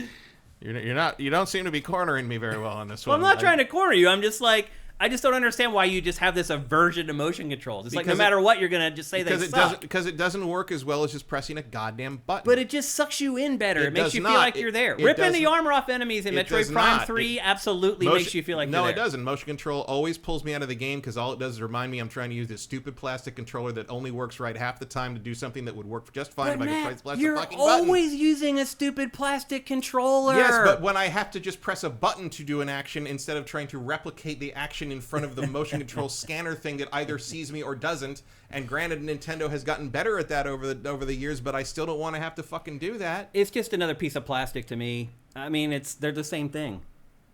It's terrible. And I'm glad it's dead. I mean, it is basically dead, honestly. But That's one thing I'll give VR is they help kill motion controls, and I appreciate that. touche. So anyway, I'll just, as a big-time Metroid fan, as someone who drafted this game on his team, this trailer scared the living crap out of me. I was like, oh god, this game does not look good to me. And then I started having flashbacks to Metroid Dread. Nah, this looks fine. Yeah. I mean, it doesn't look amazing. It doesn't blow me out. It doesn't make me, oh my god, it's the Metroid Prime is back. It's like that. I definitely overdrafted it. It looks fun. I don't know. I don't think you did. I think I did. I don't think you did. We'll see. I think you're underestimating or over. You're doing one of those two things to people who review Nintendo games because they're gonna love this shit no matter what. I hope so for the they're sake of my gonna lick fantasy it team. all up, and they love Metroid Dread as much as they did. They're gonna think this is the best. Actually, thing you're right. They're gonna think this is the best thing they've ever stuck their dick in. You're actually right, Don't Matt. even fucking You're tell right. me that shit. You're right. There are people who sit there to this day and claim that Emmy garbage was the best thing they've ever played in a stealth game, and that there is a point at which a difference of opinion shades off into an error of fact. And when you say that the Emmy sections of Metroid Dread are good, you are wrong. Yeah, you are way wrong. I saw a headline in the SIFTD admin today right before I came over here, and the headline for IGN's Nintendo podcast was Switch 2, far greater than our wildest imaginations could have ever dreamed. I was just like... Really? Because I felt like it was exactly what I said it was going to be, really. Like, right down to the price. It's like, look, you're a Nintendo podcast, you're Nintendo fans. I can understand you shading things a little positively, Sure. but damn. But, son. Oh, man, I just got a cramp in my rib from laughing so hard. That's great. Yep, that's where we're at. So anyway, there's Metroid Prime 4. It is coming to both Switch and Switch 2. Still no release date, though? Do you think the Switch 2 one will cost more? Yes, I do. 100%. Yeah, I definitely At do. least $10 more. And I do wonder how Nintendo... Yeah, $10 more. Because they don't want people to be able to buy the Switch 1 version for cheaper and then just get the upgrade. Question 2. The Switch 2 version is not going to work on Switch, right? No, huh? Yeah. No, definitely not. So if you have like a Switch in a house and a Switch 2 in a house, you need to buy 2 copies of that game. Yeah, you if do. 2 people Yeah, wanna play. the sharing thing won't work Yeah. on a Switch 1. Yeah, you're right. We've got some questions here on GameFace. So anyway, there you go. That's Metroid Prime 4. Next up, Pokemon Legends Z to A. They put out a huge overview trailer for this also in the last Direct, and then it resurfaced today in the Switch 2 Direct. This game is also being improved for Switch 2. There will be a Switch 2 version and edition, both. So you'll be able to buy a Switch 2 version. I have to imagine the Switch 2 version of this is going to be the definitive one. Yeah, oh, for sure. But you'll be able to buy this as the Switch 2 version, standalone, or you'll also be able to buy the Switch 1 version and then pay for the conversion with the edition version up to the better version. This will have better resolution and frame rates, most importantly, because I don't know if you realize it or not, but these trailers, the frame rates are bad. The trailers aren't very smooth. And I hope they haven't recorded this footage on Switch 2, because that means Switch 2 also can't run this game at a decent frame rate. I'm assuming this is Switch 1, but... Yeah, I think this is Switch 1 footage. Still no hard release date for this. They're just saying Q4 2025, so the end of the year. This will be another one of Nintendo's big holiday games. But to your point, Matt, Nintendo is probably going to put all the big games that have Switch 2 editions or are for both at the end of the year. Because it's a holiday season, tons of people are still going to have Switch 1. Nintendo still needs to generate revenue. My guess is they're going to load the end of the year with games that they know will play on both systems and not just on one. We'll see, but that would probably be the smart thing for Nintendo to do, and this would be another example of that. So... that's Pokemon Legends Z-A. We just talked about this not that long ago here on GameFace. We won't beleaguer it. Next up, a game called Drag Cross Drive. We talked about this earlier. It is a 3-on-3 wheelchair basketball game that plays a little bit like Rocket League. This reminds me of like some of the stuff Nintendo shows that like never comes out, or it ends up like a mini game in some other game that comes out. What was that? Project Robot was like a thing that like that hung around for forever, and kind of eventually became a Labo thing. Yeah, and then there was another thing that ended up being in a Star Fox game, like. And then there's that golf Wii U game that just never existed. Right, they just never happened. Yeah. They love demoing something with golf. Yeah. Even the mouse thing had a golf demo. Look at the controls in this. Nobody wants to play a game like that. Nobody. And again, I appreciate the... where's the precision going to come from on this? Yeah. Like, this is the same motion control shit I was just talking about. No, this I agree with you. This is just pointlessly added on. Let me press a button. Right. I kind of like the concept of making a game out of this sport. But, like, why are you making it so complicated? Nobody wants to play anything with mouse controls on the Joy-Con. I'm just... saying it right now. It's like the mouse controls would be there for like if you have no other choice. Right. Like to play something like Civ 7 right. or a real-time strategy game or like whatever. But if point-and-click adventure game. Yeah, but I don't see anything in this. I mean, I know there's the kind of the tactile idea of moving the wheels with each hand as a wheel. With each hand. But like other than that, it's like I don't see anything here that wouldn't just control better on a controller. Yeah. And again, I love the inclusion part of it, that they've made a game featuring disabled people. That part of it is great. The game itself, to me... yuck. So, again... it just feels like another tech demo. Yeah. And, like, it's, it also feels like a way to make this game that, like, probably a lot of people who maybe even play wheelchair basketball would want to see finally, get its due in the medium, and it's going to end up dismissed as, like a party trick, basically. Yeah. Yep, I hear you. And then there was a couple other games that were shown. The comparison to ARMS is probably pretty apt. And ARMS came and went. Yeah. And then that was pretty much it. And then there was a Kirby game called Kirby Air Riders. Don't have the B-roll here. Didn't think that was going to come back. Yeah, Kirby at first. They were very adamant. It's like that Sakurai was directing it. It's like, this is what he's been doing. I'm like, okay. First Kirby Air Ride in 2 decades, probably for a reason. Yeah, Kirby's Air Ride was kind of like the default, like, this sucks example for a very long time. Right, yeah. So they brought it back, and Sakurai's working on it. I'm assuming he's working on that and Smash Brothers. He said he's done with Smash Brothers. I know, but damn, how can you turn your back on all that money? He loves Kirby. I know. He's getting paid the same no matter what. You're right, yeah, because it's Nintendo, and that's how they pay. They're just like, you get a salary. Like, doesn't matter how well the games do or don't do, you just get paid X amount of dollars. But still, a little interesting to see Sakurai working on this. I'm sure he's enjoying it, because he's getting away from Smash Brothers for the first time. And he loves Kirby. I mean, doesn't have a problem with Kirby. Yep. So that's called Kirby Air Riders. It looks really early. It looks like it's not going to be a release for a while. But there's plenty of Kirby to go around until then. I mean, it did say 2025 though. They said sometime this year. They didn't show very much of it. They only showed about 40 seconds of it. So we'll see if it comes out this year or not. You can't show too much, or it's all anybody will be talking about. That's funny. And then one final kind of first-party game, but not really, and that is Hyrule Warriors: Age of Imprisonment. Matt and I, huge fans of the last Hyrule Warriors. In fact, probably our favorite Muso game in a long time. Oh, no, that would be Fire Emblem. Oh, Fire Emblem, that's right. I get those two confused. Although, pretty equal, those two games. I like the Fire Emblem ones much better. How come? More of a kind of storyline, more character development, a little more tangible progression and control over the progression.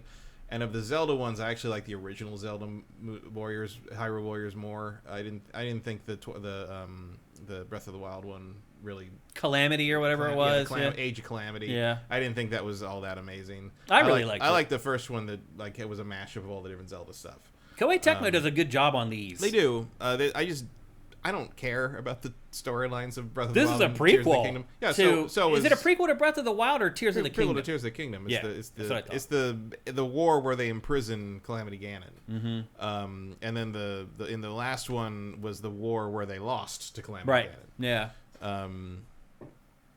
But part of it is like I don't know who any of these fucking people. I know who they are in this, and I know that they were in Tears of the Kingdom and they were the sages or whatever, and that they have amiibos and stuff. And you put a gun to my head, I'm not gonna be able to name them. Yeah, I couldn't either. I couldn't do it either. I'm glad you get to actually play as Zelda as a warrior. Like, how about you just give me a fucking Zelda game where you can do that? Yeah, this is coming out next winter, so it could be 2025. It could be 2026. More likely, probably 2026. Yeah, that probably means Q1. Next year. Yep, and it's coming from Koei Tecmo. You know Koei Tecmo has a studio called AAA Studio? It's literally called AAA Studio. This is where we go when we need to make it good. When Nintendo's giving us the money, we go to AAA Studio. So anyway, that's pretty much it for the first party. And again, this is being developed by Koei Tecmo. It's not even developed in-house by Nintendo. That's pretty much it for all the stuff that Nintendo's working on for Switch 2. What were your expectations about third-party stuff for Switch 2 before we ever watched any of this? I mean, pretty much what we got. Yeah. Oh, really? Like it was going to be a bunch of ports. I was actually pleasantly surprised by maybe the quantity and to some extent the quality of the third-party stuff. Like, I didn't think some games would run on Switch 2. Like, definitely I didn't think Cyberpunk 2077 would ever run on Switch 2. I mean, we'll see. Yeah, you're right. That's a good point. It could end up looking like really hacked down.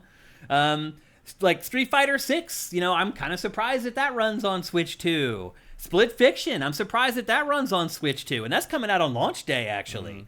That was one of the big surprises for me. Elden Ring, like, it's not a bleeding edge game as far as tech and graphics are concerned, but it's a big world. I would hope the Switch 2 can run a 3-year-old game. Yeah. Yes. I mean, I didn't expect that.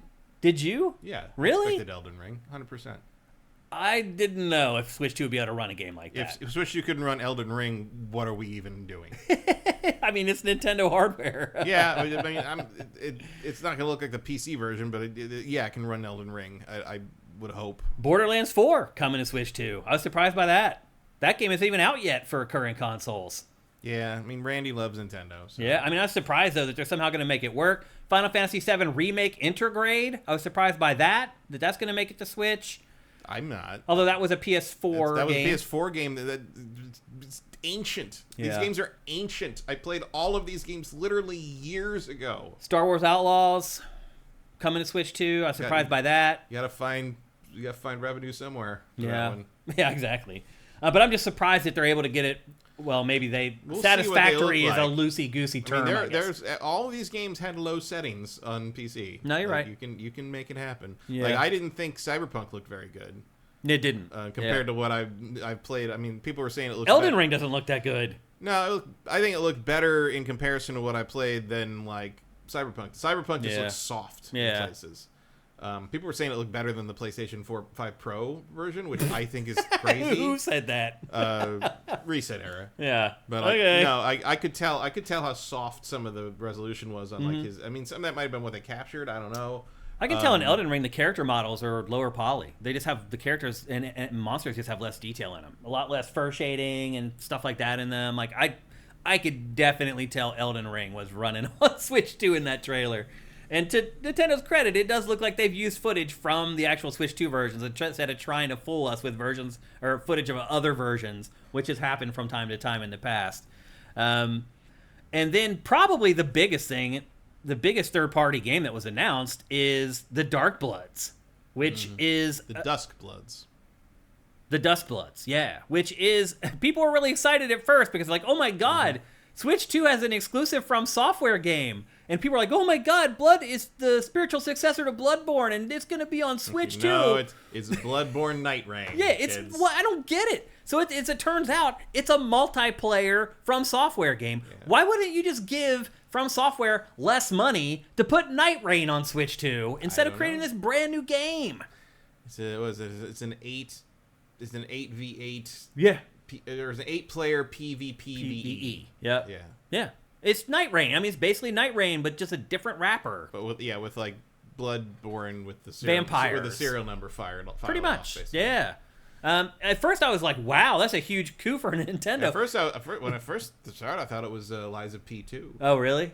And then she started talking. I'm like, "Oh, this is From." Yeah. Oh, you knew immediately once it. Only From does this dialogue. I know. And well, also just the still shots of stoic dark fantasy characters standing with their arms crossed. No, that hadn't happened yet in that shot. So I was pretty disappointed ultimately in Dusk Bloods. It's coming in 2026. It is exclusive to Switch for now, or my guess is 6 months later, a year later, it will come to other platforms eventually. But that was one of those things that people were like, oh my god, and then they were like, oh god. So excitement and then disappointment for Dusk Bloods. Hades 2 is coming to Switch. Street Fighter 6, as you said. I can't believe they're making another Daemon Cross Machina. That game for the first Switch bombed like really hard. Like they're gonna have a mech game if it kills us. That's multi-platform now, though. It's not gonna just be a Switch 2 game. And as I said, Split Fiction, EA Sports FC, and Madden are coming. Hogwarts Legacy is coming on launch day. As you just saw in the B-roll, Tony Hawk's Pro Skater 3 and 4 is coming in the summer. As you're seeing right now, Hitman World of Assassination is coming on launch day. And then it's GoldenEye, or not GoldenEye, it's James Bond game, Project 007, is coming to Switch 2 as well. A remake, I guess it's a remake of Bravely Default, the 3DS RPG, is coming. I hope Agent 47 gets a Luigi costume. When are we ever going to see Project 007? They've been working on that thing for a long damn time. I'm going to guess sometime around the time Amazon has the first new movie or whatever ready to go. Maybe. A couple of years. Yeah. Yakuza 0, is that your favorite Yakuza of all time? I think it's the best one, yeah. Yeah. I certainly don't need to hear it dubbed, though. Yeah, which it does appear that that's going to be the case. Deltarune is coming. Borderlands 4, as I said. Civ 7 is coming. WWE 2K and NBA 2K is coming. As Matt mentioned, Cyberpunk 2077. Final Fantasy VII Remake, Kinisugami, Path of the Goddess, Hollow Knight Silksong. They're saying this year, Matt. It said 2025. It said 2025. It didn't say anything else. Matt, I'm actually starting to hope at this point that my games end up getting delayed out of the year because my alternate, MLB The Show 25, has a 9.2 Metacritic. Yeah, that came out of nowhere. Yeah. Oh, and it's my second alternate, though. I don't think I'll ever get to it, unfortunately. What else? Well, who could have predicted that? Right. Oh, yeah. I mean, I just figured it'd get an 8 like it always does. Story of Seasons. The new Story of Seasons is coming. Goodnight Universe. 2 Point Museum. Wild Hearts. EA's Monster Hunter clone is being revived. I was shocked to see that again. Switch. EA was nowhere to be mentioned on that lower third. Yeah. Well, now it's Koei Tecmo took it over, it looks like. Witchbrook, Puyo Puyo Tetris, Rune Factory, Marvel Cosmic Invasion, Star Wars Outlaws, Nobunaga's Ambition, Fast Fusion, Shadow Labyrinth, Ride Out Remastered, No Sleep, Reanimal, Fortnite on launch day, an old Ridge Racer game. The fact that Fortnite on Switch doesn't work on the Switch. Apparently, yeah, it doesn't work at all. And which the is note weird. on it just says, play the Switch 2 version. Yeah, that's a little weird. I mean, that's built at Epic. You'd think that would just work on Switch 2. There's some weird stuff that is having compatibility issues. Yeah. I mean, it's a pretty short list considering. 100+ games won't work on Switch 2 backwards compatibility, which is more than I thought. Yeah, but if you look at the list, most of it's garbage. Yeah. And I'm sure that some of it's Bethesda stuff. Like it looks like something in the Machine Games are having trouble. There's some in their code, yeah. Doom Eternal and I think Wolfenstein 2: The New Order, like they aren't working, or the New Colossus rather. And I'm they'll patch that. Yeah. Fix, the big guys will fix that, and like maybe you'll lose out on some of these nothing little things you've never heard. I mean, scrolling through those lists was like I've heard of maybe like 10% of these games. Yeah. So I'm not too worried about it. Yep. And then a couple others, Tamagotchi Plaza, which was just announced for Switch 1 as well.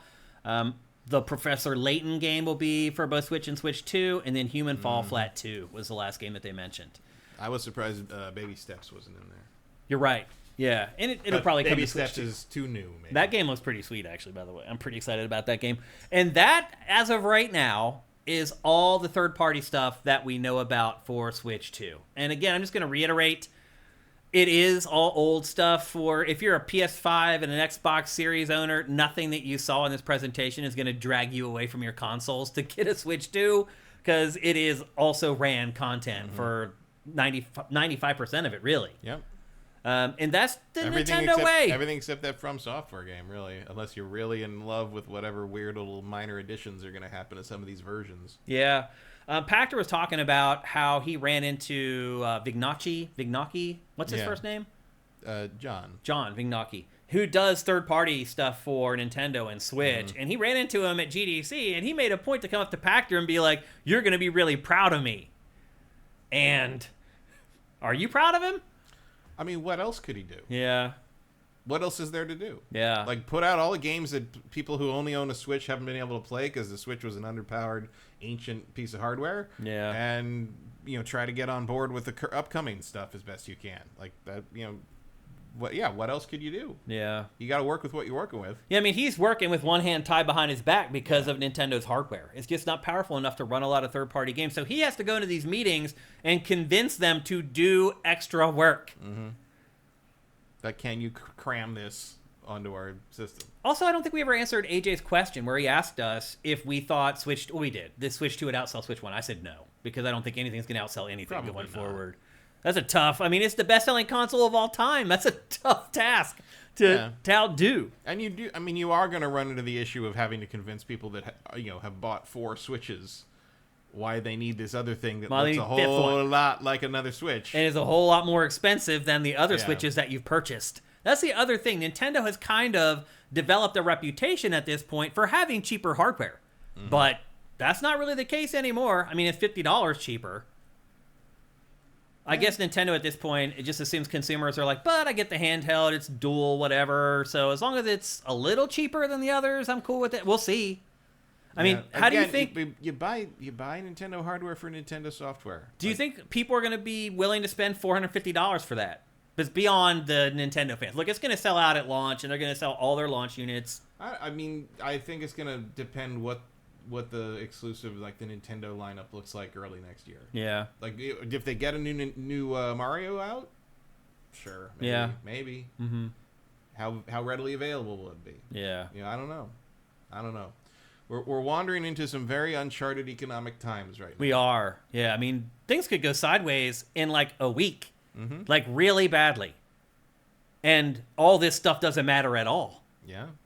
So it is a weird time to launch a console. I feel for Nintendo. It sucks. Yeah, Imagine if you're Nintendo and you've waited 8 years to launch your new console and this crazy madness just comes out of nowhere and starts happening to you. It's like, what are you supposed to do? I feel like Nintendo's done a pretty good job, honestly, though. Yeah, I mean, you just gotta... Of navigating what's going on. Forge ahead.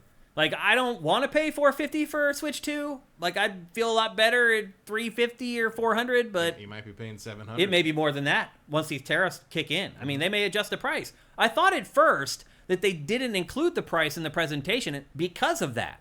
That they're like, let's wait and see what really happens, and then we'll announce the price in a month or whatever. But, no, they actually... But you can't, because the pre-orders are in a week. 7 days. Yep. Yeah, it had to. So... Nintendo really put between a rock and a hard place for its console launch. Something that only comes around once every 7 or 8 years. That's rough if you're Nintendo to have to deal with that. But it is what it is. You got to roll with the punches. And I feel like Nintendo's done a pretty good job managing all that stuff so far. But things could get a lot bumpier here in the very, very near future. And so we'll see how Nintendo reacts to that. Do you see a a possibility of Nintendo before it even launches increasing the price, Matt? I mean, I don't see how. Not universally, anyway. Yeah. Possibly just in the U.S. Okay. It's dicey. There's no doubt about it. It really sucks that we're all going through this, and it's not even just America. It's everywhere.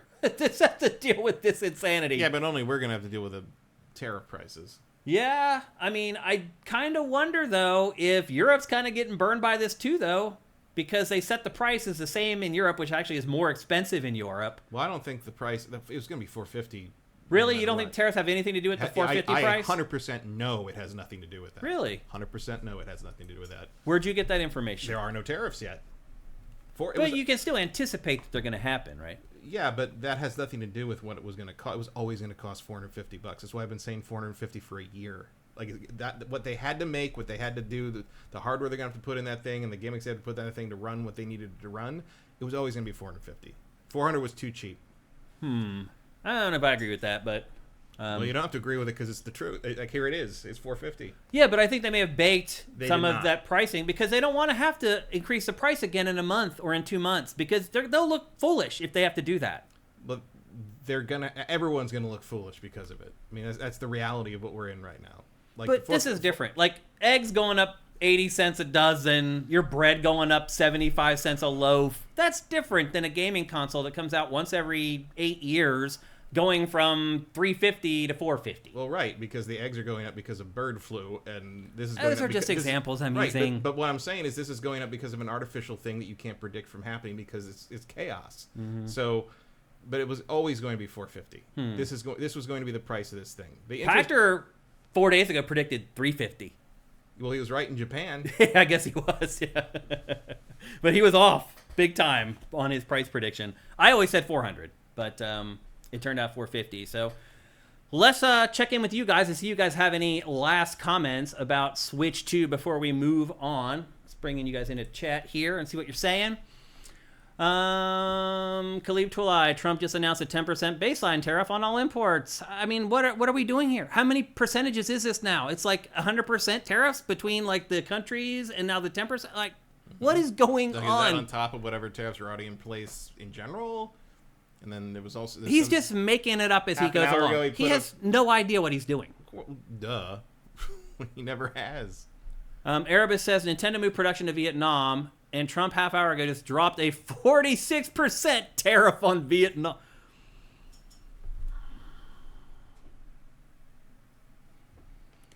Going to be a lot of money for that Switch if that has to transfer over.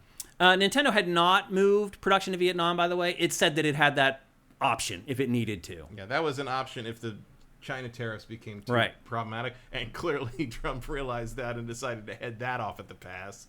So, okay.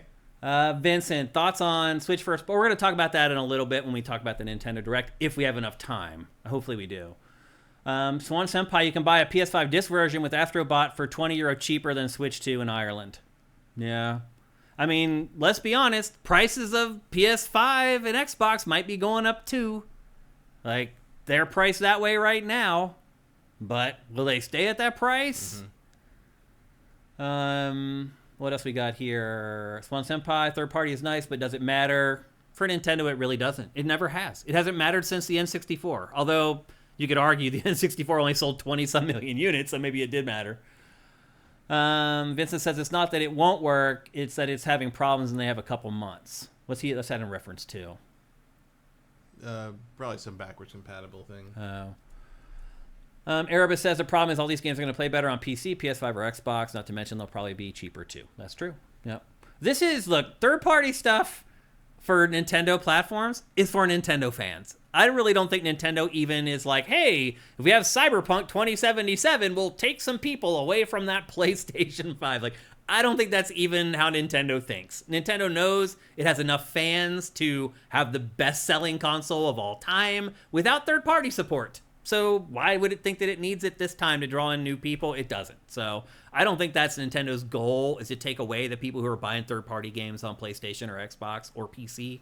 Yeah, I mean, but like part of the reason Switch was so popular is because people were like excited to play a lot of those games handheld for some fucking reason. Novelty and you factor. literally had people double dipping on things that they already owned on superior platforms. Yep. And like, if you're charging these kind of prices, you're not going to get that business anymore. No, you're right. Yep. Well, there you go. That's our blowout of Nintendo Switch 2. Obviously, it won't be the last time we'll talk about Switch 2 here on GameFace, but about an hour and 45 minutes of Switch 2 discussion. There you go. Just a couple hours after it was announced. Hopefully you guys enjoyed the discussion, and hopefully it'll continue on SIFTD.net when the archive is up and when it goes up on YouTube this Sunday. Actually, it'll be Monday now because of the way we've recorded these episodes. So anyway, that's it. That's Nintendo Switch 2. I have to say, overall, I'm probably a little disappointed in Switch 2. I think power-wise it's better than I thought, but I really thought that there might be some sort of unique selling proposition other than it's a better Switch. I do think that it probably is doing the right thing with the hardware. Like, financially, it's probably the right decision to make. I just was hoping for maybe something a little different or off-kilter. Even if we hated it, it was something cool to, like, examine and think about in some way. So, yeah. I guess that's my overall impressions of Switch 2 without having a chance to play it. I'm still trying to get into the hands-on thing here in LA and Nintendo's PR. I'm sure they're slammed, but they haven't got back to me about it yet. So I'm trying to get both of us into the thing here where we can go and check it out. We'll see if that happens or not. But anyway, there you go. That's Nintendo Switch 2. We're about to review Atomfall. But before we do that, here's a word from our sponsor, LS to the Cream. LS Cream is a fine cream liqueur created by fellow gamer and sifter Stevens Charles. It's inspired by an ancestral recipe from Haiti called Cray Mass, and a double gold winner for its original taste at the New York Wine and Spirit International Competition.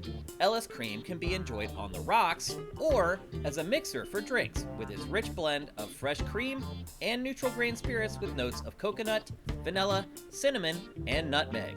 It's great in coffee or to make espresso martinis. To learn more, discover amazing drink recipes, or to track down your own bottle using a handy store locator, head to creamls.com/sifted. That's creamls.com/sifted. As I've mentioned the last couple of weeks, LS Cream is a Canadian company. Unfortunately, I didn't see what tariffs they put on Canada. I don't know. Maybe if not. Happened yet. maybe they slid by. That would be awesome. But they are a Canadian company and potentially could be impacted by Trump's tariffs. If you'd like to help them out, and you should, because LS Cream is good people and a good product, go to creamls.com/sifted. There's a store locator there. You can figure out how to get it locally, or you can go online and figure out how to get it delivered right to your door. LS Cream is absolutely incredible. It is a great liqueur that mixes so well with so many different things. You will be shocked at how often you use it once you get a bottle inside your crib. So again, go to creamls.com/sifted. Make sure you use that URL so they can track that we're sending people there, and they'd appreciate it very much, and so would we. Long live LS Cream. Canada, 25%, they're saying in chat. We'll see. Okay, up next, we're going to talk about probably the biggest game of the week. It's a game called Atomfall. It is available for PC, Xbox Series, but no PlayStation version yet. Or no, it is. It's available for everything. PS4, PS5, Xbox One, Xbox Series, and PC. Not Switch. But not Switch. But probably will eventually come out for Switch 2 would be my guess. I am just going to say right off the top here, Matt, I got completely addicted to this game. The first thing I would say about it is that it is basically Fallout. In a lot of ways. It is, yeah. I don't see that at all. How come? Because it's just Deus Ex with a little bit of Fallout juice sprayed on it. It doesn't feel like Fallout at all to me. You think it's an emergent sim? Immersive sim? If we have to say that phrase, yeah, it's definitely an immersive sim. How come? It was kind of a bad one, but because that's what you're doing. It's all the different choices, and you can side with this or do that. But how's that different from Fallout 4? Because Fallout 4 is an ongoing RPG with a lot more leveling up and a lot more combat in terms of kind of determined by your stats and your abilities. And I'm 3 hours into this and don't even have any abilities yet. Yeah, it's just I wouldn't. I mean, I know the Fallout thing is there in the sense that it's like a period throwback to kind of the nuclear atomic age thing. But in terms of the game I'm playing, like I am not reminded of Fallout. Oh, I am. How much have you played of this? Like 3 hours. Oh, I've played like 25.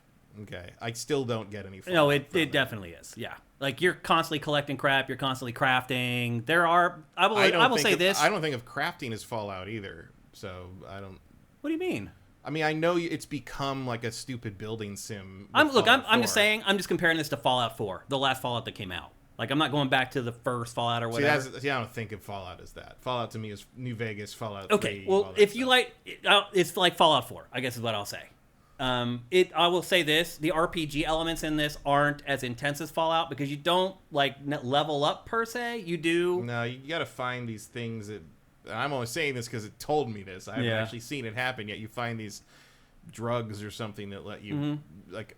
They're like stems or whatever. Yeah, they let you pick little patches that make you better at things. Yeah, like you don't necessarily earn upgrades in this game. You kind of find them or you buy them. Mm-hmm. So you can either find stuff just as drops or whatever on dead enemies or just laying around in the world, or you can find vendors where you can actually buy the stuff. Pro tip, never buy the stuff. Oh, you'll eventually find it and you'll get it for free. And sometimes you'll get multiple of them for free instead of paying for it. One thing that's cool about this game, did you get a chance to go to any of the vendors in this by any chance? Like a merchant? Yeah, I've been to like 10 of them. Okay. So you got to check out how the system works, where you have like this scale and you're like bartering for stuff. Like there's no currency in this game. Mm-hmm. So when you go to a merchant in this, you are putting stuff up to trade for whatever they have. And there's like a little interface there that shows you a scale, that shows you how close you are. You have to give so much stuff to get anything worthwhile from the merchants. Don't do it. Although it depends like what they want. Like one time I got like a crazy amount of stuff by giving a guy a spiked club. No, really? Yeah. Like I've tried everything. Like it depends. Like and like one time I got like I got a guy's entire inventory by giving him a grenade. And then another time, like if you go to what's his name, the guy in the upstairs and the major guy, the first one you come across, yeah. No, he was like the fifth guy. Oh, really? There's the bakery and there's all these different traders before that, but he's the main one. Yeah.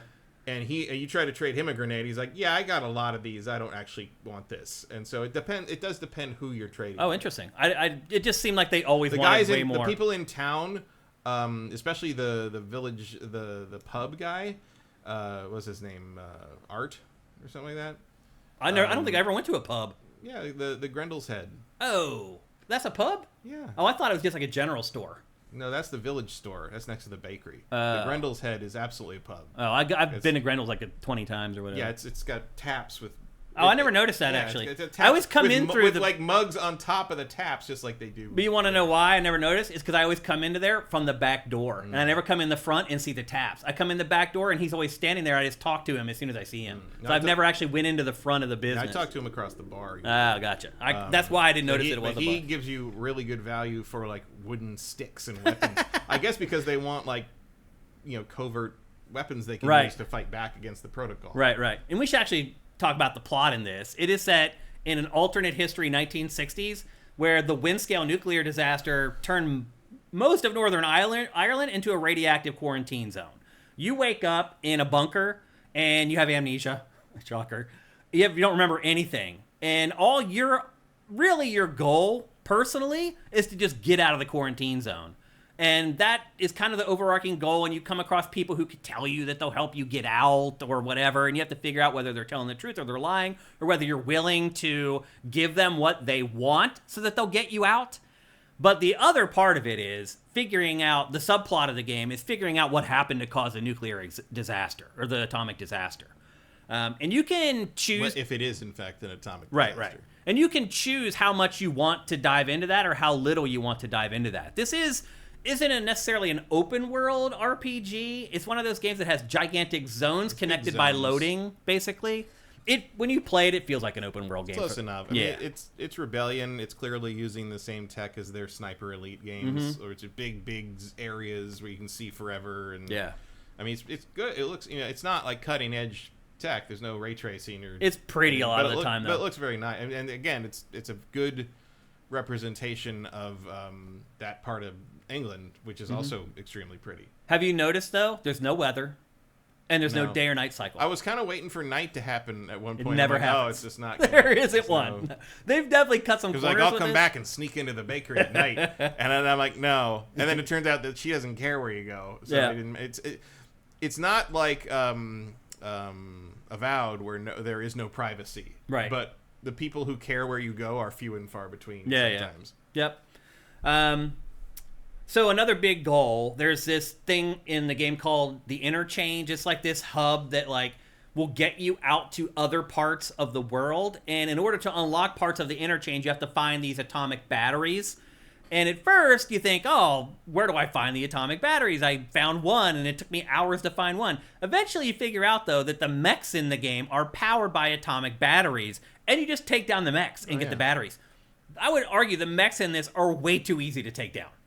They are definitely easier to kill than they look. Like when they're introduced, they're stomping around town. You're like, it's shaking the. Like well, you don't even know, but they shake the controller when they walk by. There's like some like pubby like dude who's like it's like oh, I can take him. Yeah, I can take one of them, and like it's like shut up. Yeah, hey, you can't. It turns out he can. Like, yeah, they're very. Probably could. They're way too easy to take down. I ended up with like early on, you're like they're like burning fields. Right. You're like, oh, I'm gonna stay away from that shit. And it's like no, like it's easier to take them down than like some of the bandits. Yeah. This game, a theme from this game for me was it scared me away from things that it should not have scared me away from. It scared me away from fighting the mechs for the first like 6 hours of the game. And I finally was like, screw it, I'm going to mess around and try to fight it. I took it down immediately. I ended up with like 20 atomic batteries and no place to use them because the story gates you from letting you go in and plug the batteries in like you should be able to. And because the fucking inventory is so big. I also ran into problems with plotting in this game. So you talked about the bakery earlier. You go in there and it's like a husband and wife team that run the bakery. And she tells you, oh, my husband's feeling under the weather. He's upstairs or whatever. You know. She wouldn't even tell me that. Oh, really? I said the wrong thing, I think. And she was like, oh, you talk to the captain. I can't trust you. And I'm just going to sell you bread. Okay. So. Well, she told me her husband wasn't feeling well. And she was going to send me on this mission to do something to help the husband, basically. So before I left to go on the mission, I just started looking around the bakery, and I found a key. I went upstairs, I used the key and unlocked the door. It turns out the husband was locked in a bedroom upstairs, and when you unlock the door, he comes out and he attacks you. Yeah, he's like a zombie. Yeah. Although I didn't find the key in there. I found it like way on the other side of the damn village. Really? Yeah, I found a key to the back door of the bakery but the key to his room was way over in the maybe garage. I just forgot where I got that specific key from. But anyway, so I go up, I unleash him, he attacks me. The keys in this game are found in places that make no... And then sometimes you're like the back door to the pub is hanging on the bar next to him. Or no, it's the village store. It's hanging on the bar on the back of the counter next to the shopkeeper, and you just take it. Yeah. Like he didn't care. Yeah. Like it didn't matter. So anyway... So weird. So anyway, I get attacked by the husband. The wife takes, like, basically puts her fist up. It's like, I want to fight you or whatever. And it breaks the game. I could never finish the quest. It would never end the quest. I left. I came back 15 hours later. He's still walking around in there. She's still mad as hell at me for letting the husband out of and it broke the game. I don't know if they had never counted on somebody. You didn't go tell the captain about it? What captain? Captain Sims, the guy in the village hall. When you first enter the town, they say go talk to the captain. He's over by the bandstand.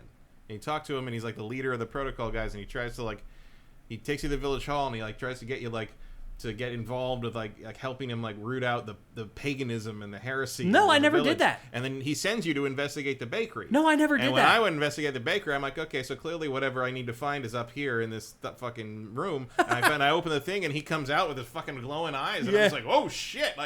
So I ran out of and he came downstairs following me. Yeah, me too. So I ran out of the bakery, went back to the captain, was like, yeah, there's a fucking zombie in the other day, and he's like, I'll take care of that. And I went back, and they massacred the two of them, and that was the end of that. See, I never had that conversation at all. This is why I said it's like Deus Ex, because there's so many different ways to solve all these things. I mean, I feel like Fallout does that too, though. I don't think Fallout does it as well as this. Well, I mean, that's a key part of this game. Is how that, but it broke the game. This reminds me of something like BioShock way more than Fallout. I think if you played it more, you wouldn't say that. I don't know.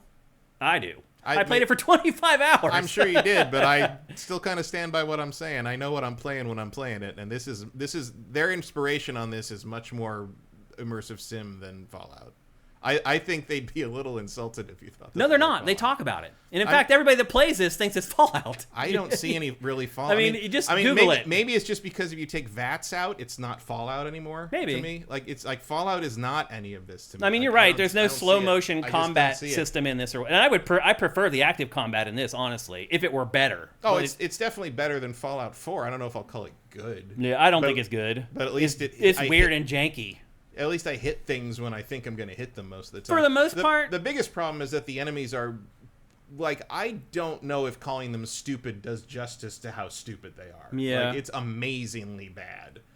Maybe not bad, but they're just dumb. Like I have never been in any kind of mortal danger in this game. Like I just I run around a corner. Oh, I've died hundreds of times in this game. I've never even come close. Even when I wandered into an outlaw camp, I didn't realize they were outlaws. They just because everybody just looks like they're dudes. They're just people. Yeah. It's like the first time you run into the guys. Here's the bakery, by the way. Right. Here's this whole situation playing out. The first time you run into there, like it's just like everybody's dressed like Mad Max characters. You're like, okay, these guys are bad. Right. These are outlaws. But like But like then like in the second area, then the place they send you after this village to like go find the prison and stuff like that. I was like, okay, so I'm running around. And I just happen to run into there's like 6 of them, and I'm like, ah, shit. And so I go, and this always happens. Like they are like, hey, we're gonna, and I just duck into the grass, and they're like, he's gone, nobody here. And I mean, most stealth games do that. So I climbed up. No, I'm not done. So I just climbed up the. A guy walked past me and climbed up the sniper tower, like the watchtower. So I'm like, I'm gonna climb up the watchtower and hit her in the back. So I get up there, and of course she turns around right as I get. So I just hit her with my machete twice, and she dies. And everybody sees me do that. So I just sort of crouched behind the and they just started they'd crawl up the ladder, and I'd hit them on the head in the ladder, and they'd fall off and die. Yeah. And every single person in the camp tried to get me by crawling up that ladder, except one guy who had a pistol on the far side, and I just used a rifle to kill him that way.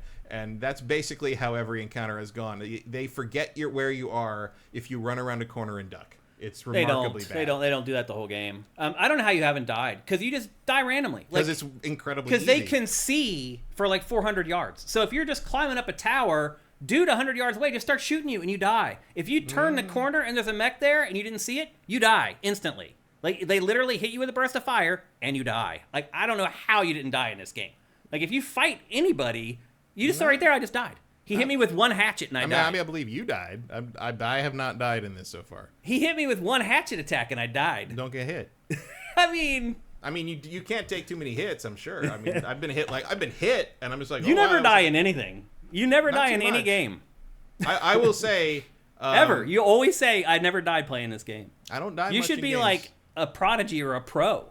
I shouldn't be a pro because I don't care about learning to beat other people. There is no pro single player game. I mean, you should be like head of QA or something at some company or something. That's also not useful because if you never screw up, then they don't learn anything. Good point. I died a ton, and I think most people will die a ton just like I did. Maybe. I mean, I don't experiment much in these. I mean, they're not geniuses. Don't get me wrong. Like, it's like you said, you duck if you run away and duck in the grass, they'll give up eventually. But I don't think it's different difficulties, Swan Senpai. I picked normal, whatever the thing they. There's put you on. 5 difficulty settings and they in put this. you on 4 or 5. I thought that was interesting. And that's what I always play the default. So and I played. It said default.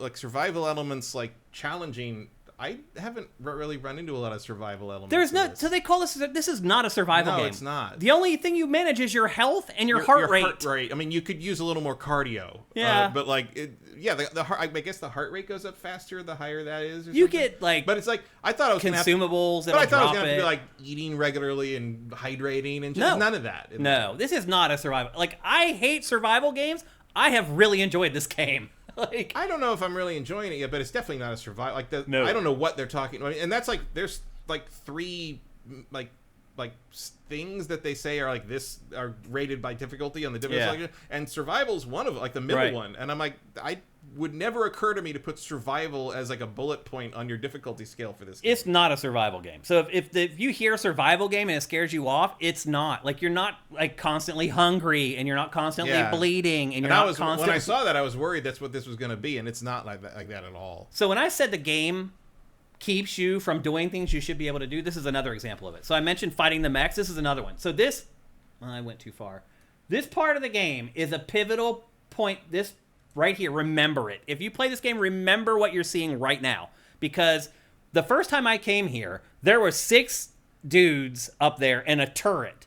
And I ran up there and I just got annihilated. And I'm like, okay, this is the game language telling me, Shane, you're not ready to go here yet. Go somewhere else. So I did. And I literally went and spent like 12 hours just going around the world, doing stuff like you do, actually. Just being a part of the world and just seeing what happens. And then I was like, what the hell? I can't make any progress through the main campaign. I'm like, this is where I need to go to make progress through the main campaign. And so what I did is what you're seeing right here. I just ran. And I just went right through it all.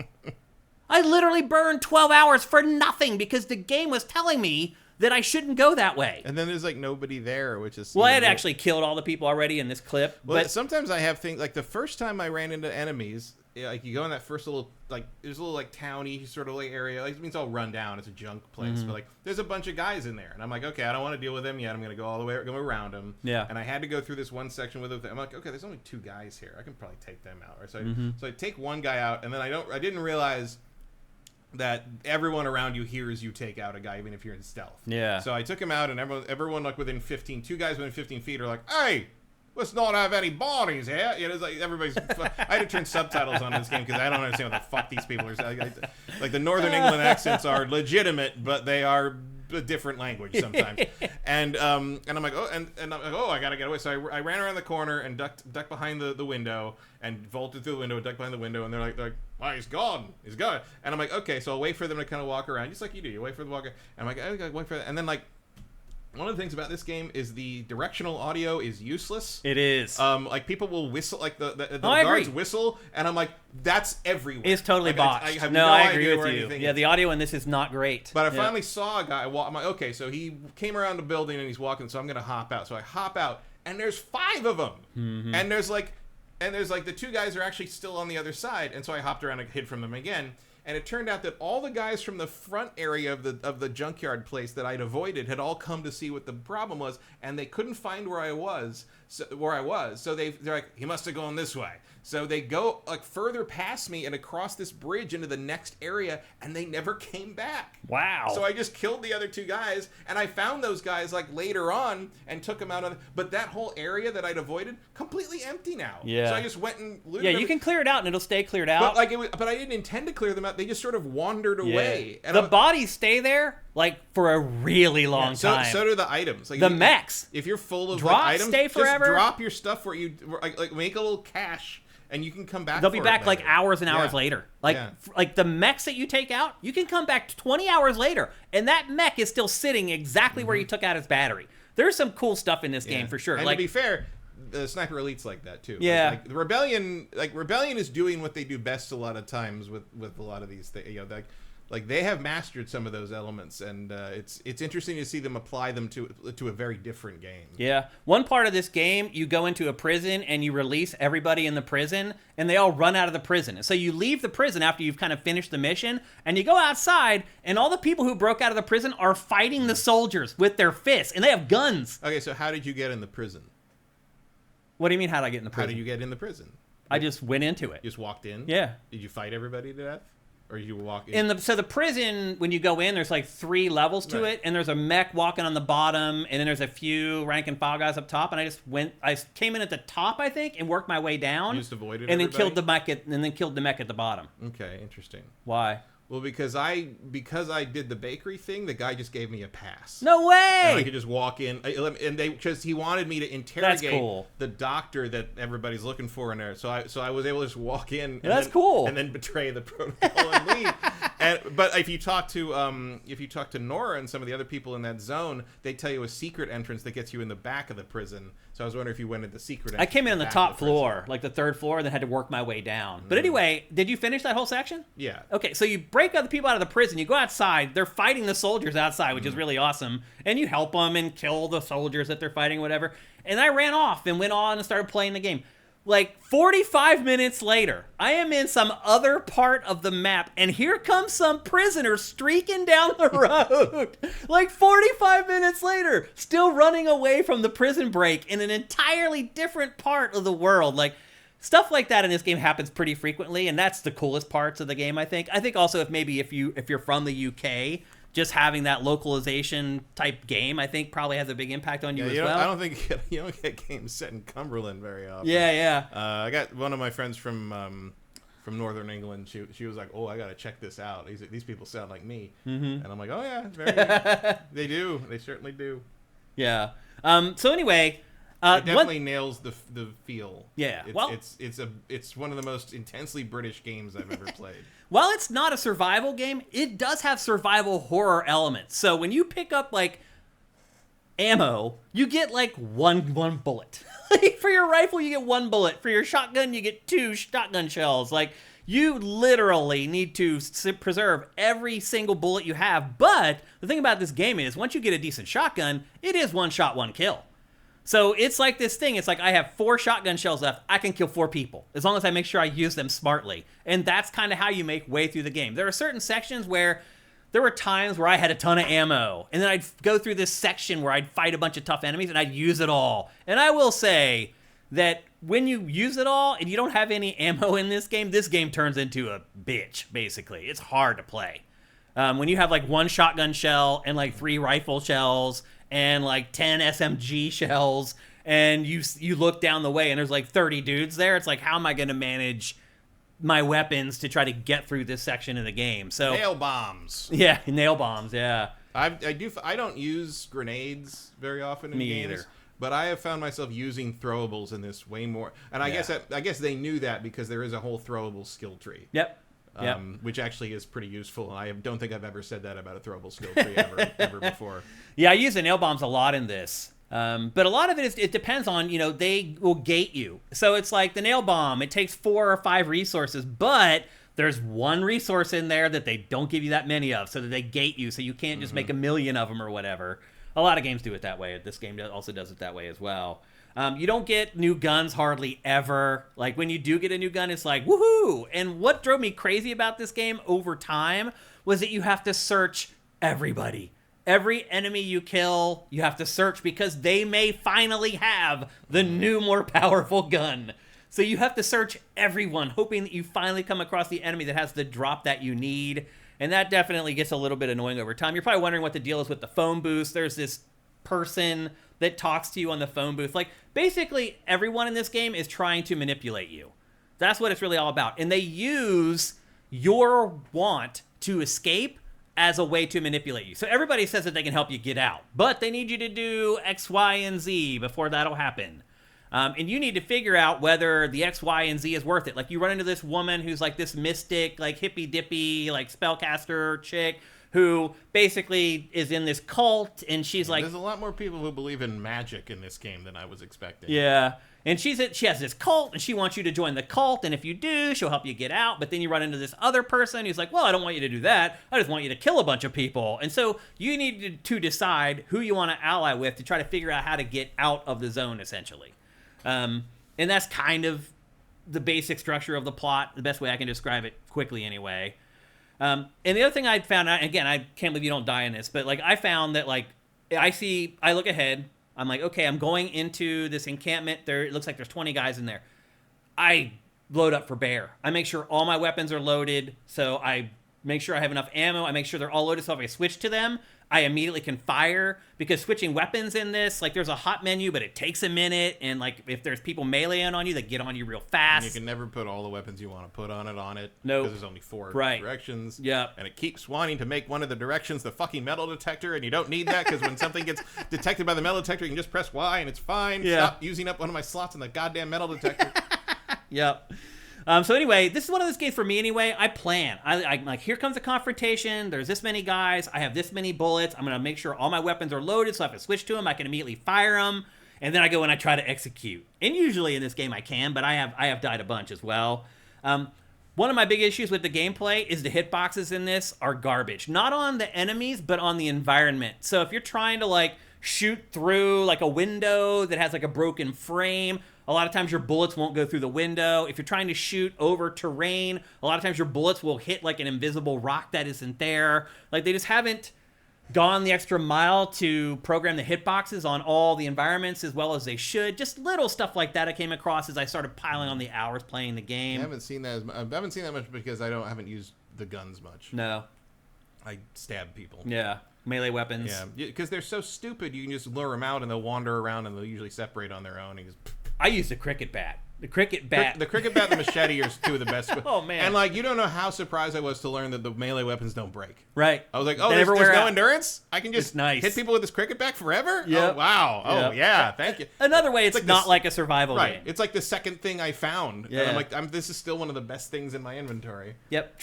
So anyway, ammo is at a premium, so make sure if you play this, you save your ammo. Don't just go out and just go crazy taking down enemies with your guns. Traversal is janky. Like, have you noticed if you try to run on uneven ground, it, like, glitches and does this weird, like, jerky thing? There's a lot of weird, a lot of that. There's a lot of animation blending problems. Yeah. The first NPC, the first character in the first shot of the game, the guy in the hazmat suit who's bleeding, he kept, like, glitching out between his different animation, like, routines. Yeah. To the point that I'm like, what am I playing? Yeah. Like, what is this?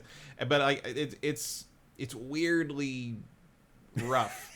And the thing is, the game gets so weird, like, thematically and, like, intentionally, that sometimes you're like, was that a glitch or was it supposed to do that? Like, like, is the game being weird because the game's breaking, or is the game being weird because this is a weird game? Right. So, Well, here are the skill trees, by the way. Yeah. So as you can see, there's 4 different categories, and then there's 9 upgrades, and you have to find or buy the upgrade to unlock the skill trees. Yeah, you have to find the manuals to unlock this second and third columns there. Right. So when you start, the first column's there, and you have to find pickups that unlock other parts of the skill tree. Okay, so where did you get the survival one?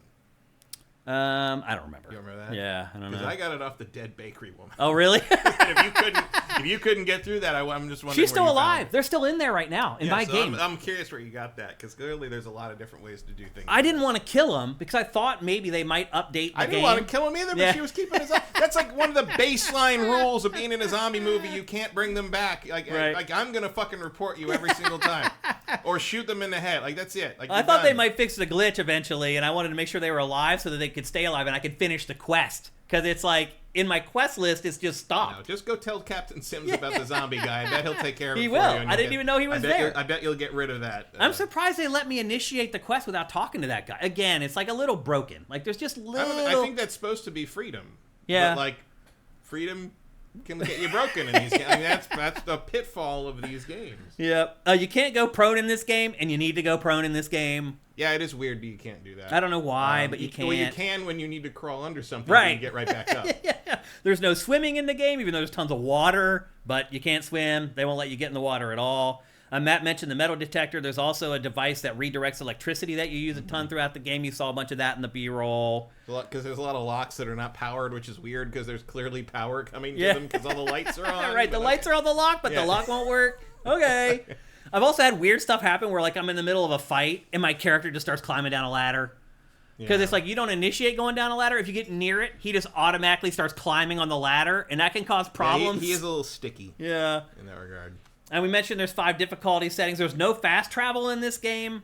As you unlock the interchange, it helps getting around, but you literally have to hoof it everywhere you go in this game. And they're big maps, and you can't run very long before your heart rate goes It is way annoying. up. Not having fast travel is annoying. They should have fast travel in this game.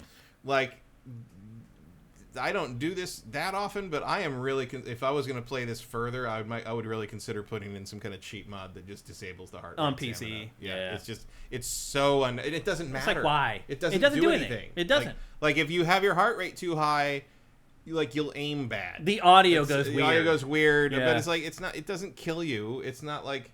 It's just sort of there to make sure you can't run for very long. And it's like, well, if you're not going to let me fast travel or get like a bike or something, fuck you. Like this game needs fast travel. I don't know why they didn't put it in, because it gets really... In fact, what has made me stop playing this game is the traveling around. I finally just got sick of having to hoof it from one side of the world to the other.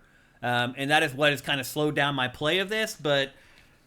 I dealt with it for a while just fine. I am shocked there's no fast travel. Yeah, why? I mean, I just figured I hadn't gotten to it. No, there isn't. Yeah, it never happens. But you do unlock the interchange eventually, and that is like a centralized hub that gets you out to the areas, and that helps a bunch, but it's still These areas are still big. They are big, yeah. And you have, as you said, you can't run fast all the time. You end up, your heart rate goes too high and you have to stop. So, yeah, I'm not sure why they didn't include it, but it's not there, and it definitely is an issue. It should have been in the game. Notice, I don't know if this happened to you, but you randomly get attacked by like bats and birds and bees I in this. get attacked by crows a lot, and I'm not really sure what I do to. And bees, like the nuclear bees come out of the like the glowing. You can whack them with like your melee weapon. One time, the closest I came to ever dying was I there was a dead. I'm surprised one of these guys didn't kill you the first time you came into contact with them. No, I ran away from him. Oh. I was a dead robot in the middle of a little like pond, and I saw it. I saw an atomic battery. Yeah. So I went over to look at that. And all of a sudden, bees. Yep. Bees came out. But there was a group of protocol soldiers on the shore on the other side, and they saw the bees and started shooting at the bees. But I'm in the cross, and I'm like, "Fuck you! You can't just shoot the bees!" While I'm in the midst. So I ran away, and I got away from them, and then like watched them fight the bees for a while. Yeah. But that was the closest I came to dying, was them getting caught in the crossfire between the soldiers and the bees. That does happen. Like there's emergent moments in this game where different elements mix together and stuff just happens. There are no sudden movements. Well, this guy's not after me. No, but like I love. But that's the other thing too. You don't know. That's the other thing. You don't know if the robots are hostile or not until you get near them and they activate. I mean, everybody's like that. Yeah. Like that happened at one point. I can't remember where it was in that area after the village, but like. I was just running around, and I run past this one guy, and he's like, one soldier, and he's guarding some like hatch thing, and I was like, okay, fine, da-da-da. And all of a sudden, 4 of them are on the other side of the thing. They're like, stand down, stand. I'm like, what? I didn't do anything. I just walked here. There's no trespassing thing. That happens a lot. And I'm like, I'm just gonna go this way, and then they're like, and I leave the area, and they're just like, where'd he go? And I'm like, I'm over here. Yeah, it happens a lot. The soldiers are a problem sometimes. So the surround sound isn't the only issue. I turned down the music in this game to record footage like I always do. I could never get the audio to come back. I've restarted my Xbox. I've restarted the game. Well, musicians can be sensitive. I must have said something wrong. I don't know what I did. Have you tried apologizing to me? I ended up playing this game without audio for hours and hours with no audio at all. So that shows you that I did really enjoy it. If I was willing to play it without any sound for a long time, I mean, I was having a good time with it. So the game, they say you can finish this game in 15 hours. Like, if you weren't an idiot like me and were afraid to go up that hill, you probably could. But I burned like 10 hours after that. And so I'm at like 25, and I'm like basically at the end. I'm about to finish the game. I'm sure you can burn through this. Just like all these kind of games, you can burn through. If you know what the main path is. And you know exactly what you want to do, and you're... But the point is, you can get a lot more out of this game than that if you want to. If you play it like you do, you can get a lot of time out of it. The other thing I would say, too, is that this game does reward players like you. Because I have gone into, like, a bunker, like an underground bunker or whatever, fought all the way through it, killed everybody in there, get to the end, and they're like, you need this thing. And you don't have it. And so you leave, and I will say, when you come back, you don't have to fight everybody again, but they do repopulate.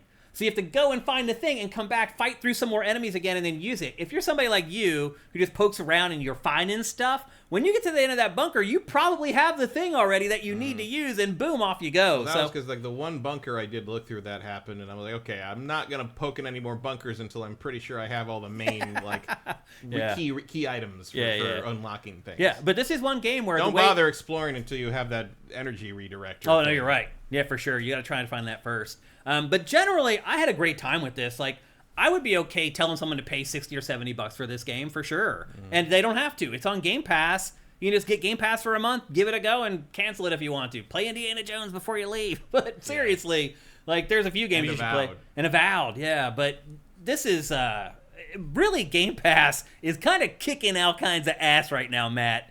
I mean, it feels like Game Pass has now turned into what it was supposed to be all along.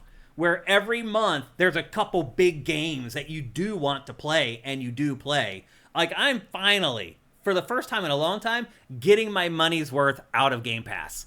It felt like for the last 18 months, I was like, I guess I'll just let it keep renewing, even though I didn't use it this month again. These last 3 or 4 months, just kicking all sorts of ass. Like, Game Pass is becoming what it I think a lot of people thought it could become. Now it'll be interesting to see that it's this good if it can start really pulling in the subscribers. Because I think now if somebody checks out Game Pass, they're probably going to be convinced. Because this is just a little game that most people didn't even think about, and it's really good. So they're starting to get smart with the games that they're signing on there. Their games are coming out enough that they have a good cadence now with their first-party stuff. Like, another feather in the cap of Game Pass, in my opinion, this game. I had a ton of fun with it. Had a blast with it. It's a good Game Pass recommend. I don't know if I'd recommend full price on this. No? I like it. I don't think it's amazing. I think it really depends whether the... I'd give it like a 7-point-something, 8 or something like that on a 10-point scale. 7-ish, I guess. Yeah. I was surprised at how low the scores were. What are the scores for it? 7s. Yeah. A little bit below that. Okay. Some places. That's about right. It was... It has issues. Like, it does have issues. Yeah. I think if you're interested in the setting and all that, if you're from North England, yeah. you should 100% play it. Minority Game says it's worth $80. Well, we'll find out next year, won't we? Don Lionheart, thank you for Twitch Prime. No one's talking about this game, so no one's been playing it, I guess. You guys should. I think this one was pretty under the radar, yeah. Unless you notice it in one of those, trailer extravaganzas back in last year. Yep. It was my first alternate. Yeah. Is this your first alternate? Yeah. And it's sitting at what? I can't remember now. 7-ish. It was not doing as well as I had hoped. Yeah. But maybe it was more like 80. I don't know. I'll look it up. I mean, those scores are about right, based upon what I've played. And I've played pretty much the whole game. At this point, I do feel like I've pretty much experienced the whole thing. All because the game was telling me I need to do something else. It's at a 75. Oh, that's about right. I would have said like a 7.8 or something like that. 75 for critic reviews and 6.3 for user reviews. I'm surprised. I really thought user reviews would be higher than the critics on this one, but I guess not. So anyway, there you go. That's Atomfall. You can buy it if you want to, but why would you? Just get a month of Game Pass and play it if you're interested in it. I do think if you're from the UK, you can bump that score up a little bit. I think people from the UK will appreciate this game big time. And I don't know. I've only been to England twice, so I don't know if it nails it, but it seems like it does. Like, a lot of people that I know from England have been commenting on this game and saying that it's like the most English thing they've ever played or whatever. Erebus Jones, who's from the UK, says, I love it. It's my game of the year. There you go. That's all you need to hear. And he is from the UK. Swan Senpai says, we were raised in East Ireland being told this will happen one day, so it'll be interesting to play with all that childhood fear inside. That's funny. Erebus says it's a $60 game. Yeah. And it absolutely nails it. Yeah, I mean, I thought so, but again, I don't want to get out of bounds here because I've only been to England a couple times, so I'm not the right person to ask that. But you are, for sure, Erebus Jones. If you really want like a semi-open little action shooter RPG where you hear people say things like boffins and summit all the time. In it. Yeah. INNIT. But anyway, yeah, that's called Atomfall, and I think it is only available for PC and Xbox Series right now. Or no, it's available for everything. It's on everything. Yeah. It's on PC, PS4, PS5, Xbox Series, Xbox One. It is crazy to me they're still putting out Xbox One games, Matt. Yeah. Well, I mean, it's just a lower powered PC. What the hell, man? It's crazy. You're right. I mean, that's really all it is. And honestly, I think if Sniper Elite 4 runs on something, this is going to run on it. Yeah. Pretty much. Yep, that's a good point. It looks nice, but it's not any kind of cutting edge. Yep. Okay, there you go. And they could have used some Soundwizardry.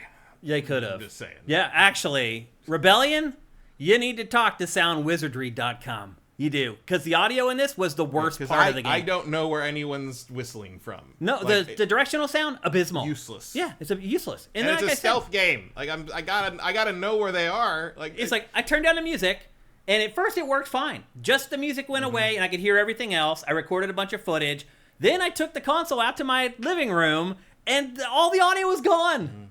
I'm just... So weird. It is really weird. Call soundwizardry.com, Rebellion. They'll help you out. You don't have any kind of, radar sense or mini map or anything like, that's the other thing we should have talked about. Radar or anything. That's my other big complaint other than the sound is just trying to figure out where the hell you're supposed to go to do stuff. There are no quest markers. There's no waypoints. There's none of that. You just are looking at the map, looking at their stupid clues. They'll show you a general area, except you don't have, your scouts like you do in Assassin's Creed Shadows. You just have to go there and walk around. That wore me out. That, without fast travel, wore me out with this game eventually. So hopefully in the sequel, a couple things that they can do to help it make it better. All right. Next, we're going to talk about another Nintendo event, but very briefly. There was a Nintendo Direct for Nintendo Switch 1 games that happened right before the Switch 2 Direct. And again, we don't have a ton of time to go through all this stuff, so we're going to go fast. The biggest game that they showed there, undoubtedly, was Metroid Prime 4. We already talked about that in the Nintendo Switch 2 section of the show. The other big thing that they showed there was the Nintendo game card stuff, which was something that we also talked about. Basically, how you can share your digital games with your family members and basically get multiple uses out of one purchase like you could, well, not 100%, but mostly like you could if you had bought a physical game instead. Then they showed the overview trailer for Pokemon Legends Z to A, which we also already talked about. And then they talked about a little something called, hopefully I can bring it up here, Nintendo Today. And they rolled out Shigeru Miyamoto to talk about this. He didn't show up. I'll tell you, man, I actually watched this Direct, and I completely forgot until you rolled that B-roll footage. I'm like, oh, I forgot to watch this. And then they put that, I'm like, oh, no, I did see this. I did watch this. It just completely went out of my head as soon as it finished. So basically, Nintendo has launched its own news app. They're trying to cut out the middleman. They don't want those pesky opinions from Matt Keil and Shane Satterfield in their Nintendo news. No, who does? If you want all rainbows and unicorns in Mushroom Kingdom Land, this is where you go. If you want to know what Luigi's up to today in the news. I mean, why? Why would you do this? I mean, I get you want to control the message or whatever, but oh, come on, man. Yeah, like, it's that. It's just silly. But you know what? Nintendo fans will use it. That's the crazy part. They prefer to go straight to the source instead of hearing people like us dog Nintendo's games or offer any form of criticism about Nintendo's games for that matter. But anyway, Nintendo is launching a news app, or it already launched it actually. In fact, they launched it that day. That day, yeah. And they started putting up stuff about Switch 2 on there. They put up an image of Switch 2 on there that showed off like the C button for the first time. They hit that in a trailer as well for the first time. So anyway, they have a new app coming up. Also, they announced a brand new Hot Shots golf game. Everybody's Golf Hot Shots is coming to PC, PS5, and Switch this year. I guess PlayStation never owned this. Yeah. I thought it did, but I guess it didn't. No, I don't know the details of the legality on this. Because it was always a PlayStation exclusive. It was a PlayStation game. Yeah. For decades, it was a PlayStation exclusive, but not anymore. It's coming, and it's not coming from Clap Hands either, which makes me a little nervous. Clap Hands is a studio that's made this game for eons, and they have a new studio, but it's arcade golf. How difficult can it be? Yeah, I mean, the feel is important. It is. But if you can't get Pang, I guess you can. Yeah, you can get this. I love these games, and I honestly I had this on like PSP and Vita, and I played this more than any other game on both of those systems. I'm a big fan of Hot Shots Golf, so I'm really excited by this. I realize some of you guys may not care at all, but I'm excited by it. And again, that's coming this year to PC, PS5, and Switch. And then they showed Dragon Quest 1 and 2, HD 2D remake. Both Matt and I were big fans of 3 and 4. Mm-hmm. I think everybody was. They're just going to do all these. They are. Because it's a cash cow now. Oh, yeah. And admittedly, the first couple Dragon Quest games, I've struggled to play them in the past. So they needed this treatment. They needed to be improved. But 2, I don't know if this work is going to improve them in the same way that 3 and 4 were improved. Because those were just better games to start with than the first 2 games in the Dragon Warrior franchise is what it was actually called for the first couple entries. Well, here. Yeah. It's always been Dragon Quest in Japan. Yeah. So anyway, that is coming to PC, PS5, Xbox Series, and Switch. That's also coming in 2025. So obviously, they can crank those games out pretty quickly. Next up is Rhythm Heaven Groove, which is, it's interesting, Matt, that they're announcing Switch 1 games that are coming out in 2026. Mm-hmm. This game is a Switch 1 game coming out in 2026. If you don't know what Rhythm Heaven is, it's kind of like the music and rhythm version of WarioWare. Yeah, it's just like this kind of avant-garde, weird, funny-ish music and rhythm franchise. It's like if those Rub Rabbits games actually became popular. Yeah. It definitely has an audience. I can't say that I'm necessarily one of them. I haven't been a big fan of them in the past. I mean, it's fine. Yeah. Not everything has to be for me. Yep, and that's coming out in 2026. And then, honestly, maybe the biggest game from this entire Direct, Matt, and I am shocked by this, is Tomodachi Life, Living the Dream. It is basically just an Animal Crossing clone, Tomodachi Life. We haven't had one for a while. This is coming in 2026 as well to Switch 1.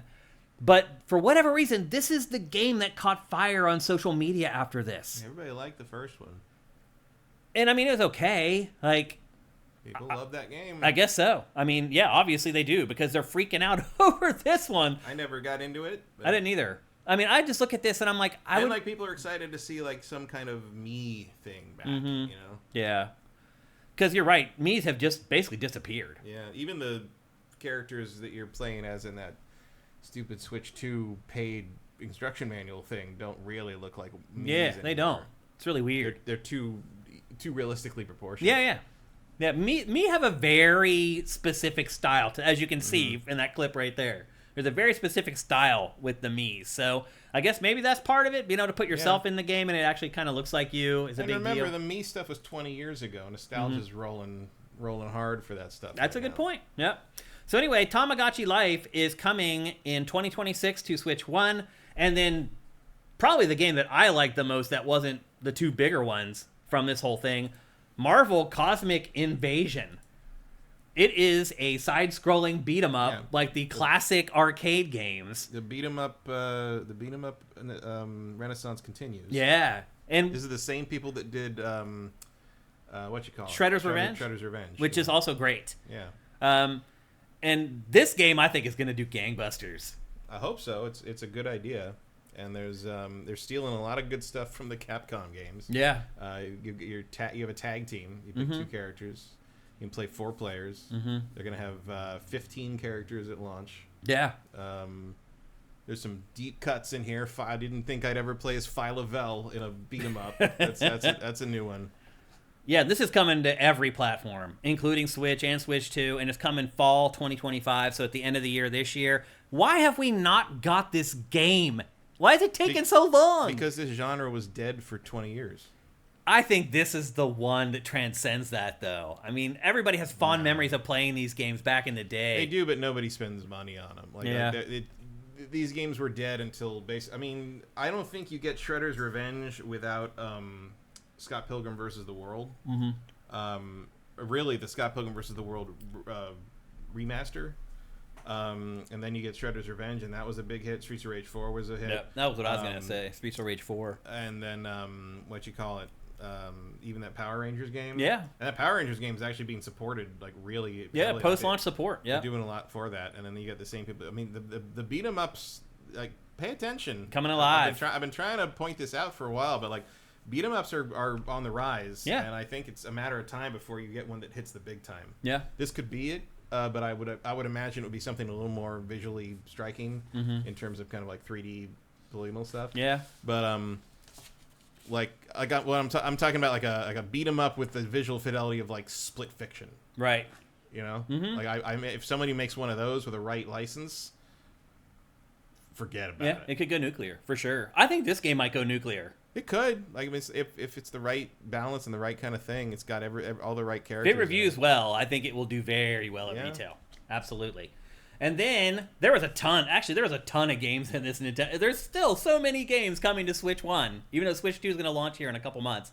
Monument Valley Trilogy is coming to Switch 1. Saga Frontier 2 Remastered. Fantasy Life I, which is no longer a Switch 1 exclusive, but is still coming. Star Overdrive, High on Life, that crazy ribald shooter, which is like oil and water with Nintendo. Tamagotchi Plaza, Gradius Origins, The Eternal Life of Goldman, Witchbrook, Story of Seasons, Grand Bazaar, Patapon 1 and 2, and Shadow Labyrinth. All coming to Switch 1. So if you're a Switch 1 owner, there's still stuff coming. It's not all that exciting, though. I think your best bet is going to be the Nintendo stuff that's straddling both Switch 1 and Switch 2 going forward. But it does feel like if you're a Switch 1 owner, Nintendo's squeezing that noose a little bit and being like, yep, you might want to start thinking about upgrading. It's definitely winding down. Yep, for sure. And, I mean, as it should. It's like 8 years later, you know? Yeah, and I mean, there's not going to be a Switch 1 version of Mario Kart World. Yeah. So, to their credit, They're jumping right into stuff that has to use the new hardware. Yeah. So that's cool. Yeah. I'm glad they're not prolonging that. Yeah, for sure. But I think this trickle of like kind of smaller games and third-party games will continue on the Switch one for a couple of years. Yeah. Yeah. I mean, There's they're not going to kill it. There's too many. There's just too many out there, and they all work on the Switch 2 if you do upgrade, so it doesn't matter. I think third parties are going to want to stay on Switch 1 because it's that install base. The It's install like base is going to be very hard to walk to away turn from. away from. Absolutely. I think third party games are going to straddle Switch 1 and Switch 2 for a while. Here's my hot take. Okay. I think after all the we saw all those games that wouldn't have run on the Switch 1 like put on the Switch 2 in like kind of that. I think once those are all out, that's the end of that. Really? For a while. Like Yeah. unless you can launch them simultaneously with the other platforms. Right. I think once you're done with Nintendo kind of providing support for these companies to make Switch 2 versions of these games that have been out for several years, I think that's going to dry up. Because I don't think those are going to sell to the degree that's going to justify that beyond being a partnership with Nintendo. I'd agree with that. I think a lot of people are going to be like, it plays on Switch 2? Cool. Yeah. That's good enough for me. Like, I think that's going to be the overriding sentiment, I think, among fans and consumers. So I would expect Nintendo stuff to largely abandon Switch 1 over the next year or so. Yeah. And I think third-party stuff is going to be cross-platform for a very long time. For a long time. Yep, I agree. Okay, that was our last topic for GameFace 427, but we have one more thing to do, and y'all know what that is.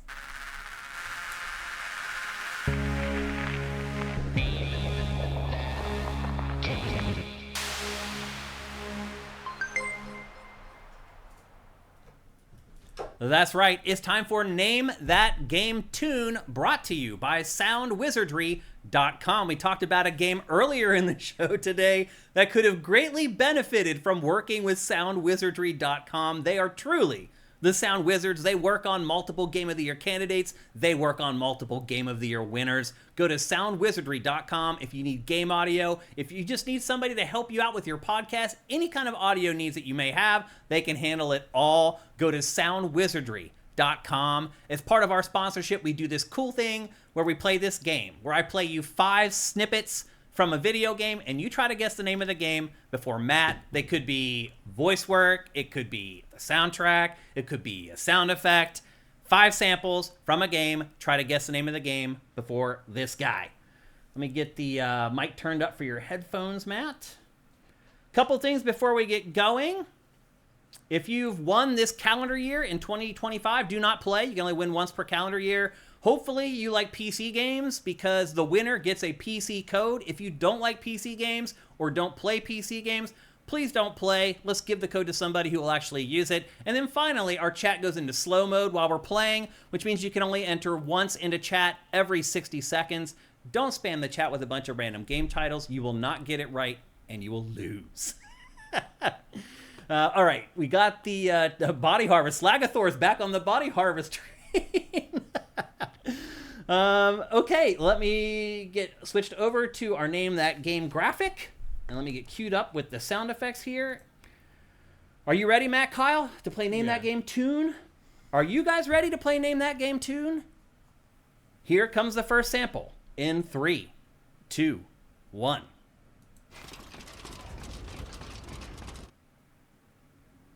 It's short, so I'll play it one more time.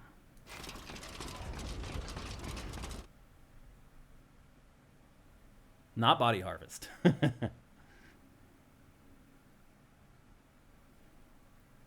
Any guesses on that first one?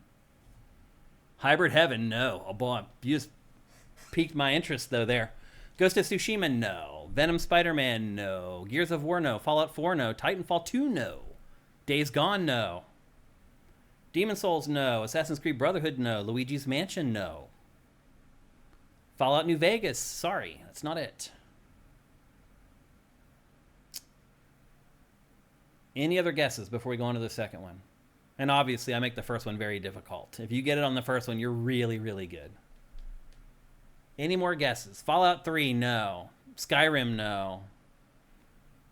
I wish I could guess. I think I know it. Have you already won Grumpopolis? I don't remember you winning this year. Maybe he doesn't play PC games. Oh, fair enough. Alien vs. Predator, no. Skyrim, no. Okay, any last guesses? Going once. Going twice. Sold. All right.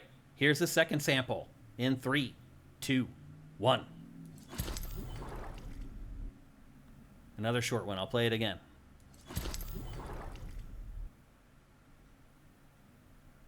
See if that jogs anyone's memory.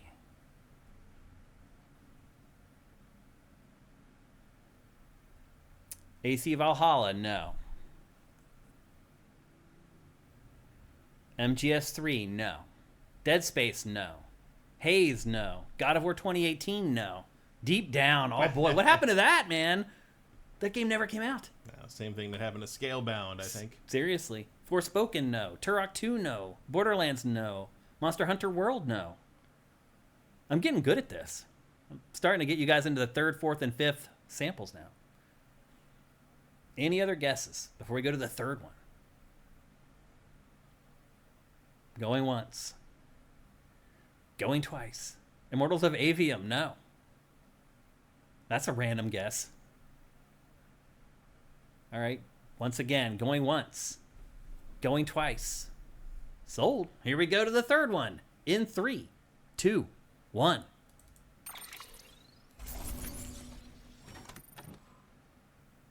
Well, I know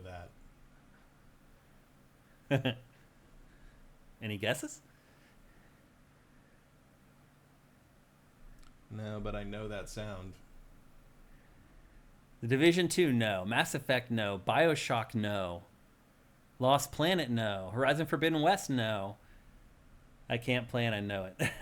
A bunch of people know. I figured people would get it from this one. The Surge 2, no. Ghost Recon Wildlands, nope. Half-Life 2, nope. This is going to annoy the hell out of me because I can't place it, but I know that sound. Metroid Prime 2, no. Recore, no. Dreylox with a bunch of good guesses, though. Recore, that's really out of the gray matter. It's not that. Any last guesses before we go into the fourth sample? Castlevania Symphony of the Night, nope. Infamous, nope. It's not Returnal. Not Returnal. Okay, any last guesses before we go to the fourth one? And I'll just say get your hands at the keyboard because I do think people will get it on this fourth one. Going once. Going twice. Sold. All right, here we go. Here's sample number 4. In 3, 2, 1, go. Death Stranding. Yep. I'll play it again. It is Death Stranding. And then this one, I believe, was him walking across the ladders. If I remember. Yeah, that's yeah. Yep. That's why you were like, I know it. And then here's the fifth one. My mother may be gone, but I'm here. Play the third one again. Third one. That's the ladders, right? No, that's the getting rewarded for delivering something. Oh, maybe number 2 is the ladder? I think number 2 is the ladder, yeah. This one? It's just like clank, clank, clank, clank. No, that's a clank, ching. I think the first one was the... Oh, the first one's the ladders? Yeah, that's the ladder. That's it? Okay. Anyway, well, dang, that's 2 weeks in a row that nobody has won. But I'll give the applause for Matt Keil anyway. You guys definitely had your chance. He didn't guess it right away. Yeah, I almost guessed it, but for some reason I thought we'd already had Death Stranding. We did it with the visual screenshots. ones, Yeah, we've never done it with audio before. Yeah. That's why. Yeah. Congratulations, but the Kyle. fourth one was like undeniably Death Stranding. Mm-hmm. Let's see. We actually have 5 or 10 minutes here. Why don't we do a little bit of Q&A if you have any questions for Matt and I before we go. It's very rare that we have time to do Q&A. Heck, I'll even bring up the stinking graphic for Q&A that I don't think we've used. we haven't done Q&A in like weeks and weeks. If you want to ask us a question right now, go at SIFTD Games and we'll answer them if we can. Big Dave Lazard says, I'm playing Death Stranding right now. I've been shamed. Yeah, I didn't think it would go all the way to the fourth one. I thought somebody might get it on the first because that ladder sound is like you hear it all the time. Well, I mean, I should have gotten it on the third one. Mm-hmm. It just didn't. It didn't fully click, and I really thought we'd already done it, and I was confusing it with the screenshot one. Zet Saber, how is California holding up after the fires? Here's the thing, like people don't understand this because they don't live here. Like, you don't even know stuff is happening. Mm-hmm. Like, you can have the World Series here. You don't even know it's happening. You can have the Super Bowl here. You don't even know it's happening. The Olympics are coming. Unless you need to drive somewhere near the location, you'll never realize. The Olympics are coming. I think we will notice that because they're like all over the city. Mm-hmm. But like, this city is so big. Like, if there's not smoke coming down and people coughing and dust all over your car, you don't even know the stuff is happening. Like, if you lost your house, you are still dealing with it. Oh, of yeah. Course. Oh, of course. But if you didn't, then, things are kind of back to normal. And I would say this, like, it seems like I talked to Marcus, and he's angry about some of the stuff, how it happened at first, but now that everything's over and they're cleaning up, most people are pretty happy with how things are getting cleaned up and how quickly that stuff is happening. Like, there's, like, metric tons of, like, toxic crap that they need to haul out. A lot of from the fires and from the natural chemicals, results of a fire, but also from, like, when some of these houses were built. The stuff that was in those houses, and then what burning them results in. Like, there's a lot of cleanup that has to be done. Yeah. So overall, I think they're doing pretty well, I guess I would say. But it still sucks. There's still a whole part of LA that's just flattened, and just that. Still, when I go to the post office near where I live, there is still stuff set up there for people to get their mail, because they lost their mailboxes, so they have to go to the post office to get their mail now. And so there's still stuff like special desks and tables set up there to help the people that were hurt in the wildfire. So it's still ongoing. But again, if you live in LA, crazy stuff can be happening in the city and you would never know because it's so big. Link's so good. Thank you for Twitch Prime. Appreciate that. What else we got here? GTA price predictions from Swan Senpai. I mean, I don't know what they're doing, but they could probably get away with 100. Do I think they'll do it? If anyone's going to do it, it's them. It's them. Yeah. I don't know. 80 might be good enough for them. I think with Nintendo saying 80 for Mario Kart, I think they're definitely going to go higher. I feel if you're Rockstar, you're like, if Mario Kart can cost 80, GTA 6 can cost 100. I think it's at least 90. I'll put it to you that way. Probably $100 though. And I think they may do something like Pactor suggested where, it's $100, but you get a bunch of currency for Grand Theft Auto Online that you can use in the game to buy cosmetics and cars. Costs them nothing. Right. That doesn't cost them anything, but there's some value for it for you if you're a fan. Mm-hmm. And that gets you, linked into the online, and they'll get more money from you. Yep. Because you're going to stay in that environment and keep spending money afterwards. Yep. You can get those great white shark cards. Yep. Absolutely. This is for video games. Oh wait, The Legacy. Have you experienced a you should never meet your heroes moment in the games industry? No. We say it all the time. People in this industry are really awesome. Like, it really is full of great people. Yeah, everybo's been really good. I can't think of anyone. I can't even think of anyone who was ever like a jerk. Even the people you think would have been jerks are not. They're not. Yeah. I had Sony PR one time. Every once in a while, there's been a couple of PR people that I could have done without. But in terms of like heroes, no. Everyone I've admired in the game industry that I've met, certainly from when I was younger, before I was, people that I admired from back then, no, they were all great. Yeah. All the PR people I've had problems with, I had problems with them because they got drunk at their events. Oh, all the people I've had problems with because they were nobodies who were high on their own fucking farts. That happens sometimes. These are people I've never heard of again either. Yeah. I never had to deal with them again usually. The rare issues I had were PR people would get too drunk at their own events and then they didn't want to do anything. So they get drunk, they're hanging out, and you're like, hey, I need this guy for an interview. And then they get grumpy. They're like, I really don't want to go get the guy because I'm having fun being drunk. It's like, no, this is your job, and it's my job to interview the guy. It's your job to get the guy so I can interview them. Let's both do our jobs. No, all the game industry people were great. Yeah. I'm talking about like 3 instances out of thousands and thousands. So. There's been a few celebrities that were not so great, but they're not really the same thing. Yeah.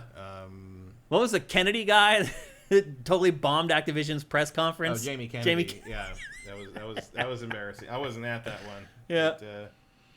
But, thoughts on the Ubisoft 10-cent deal? Makes sense, is all I would say. Yeah, I mean, if it's going to help Ubisoft stay alive and keep making games like Assassin's Creed Shadows, okay. That's all I got to say. Draylocks, with all the Switch 2 news today, do you think we are closer to the next Steam Deck or still waiting for a bigger leap? I think it made me consider a Steam Deck looking at all this stuff, and it made me appreciate Steam Deck more, that they managed to fit that performance into that form factor. at that price.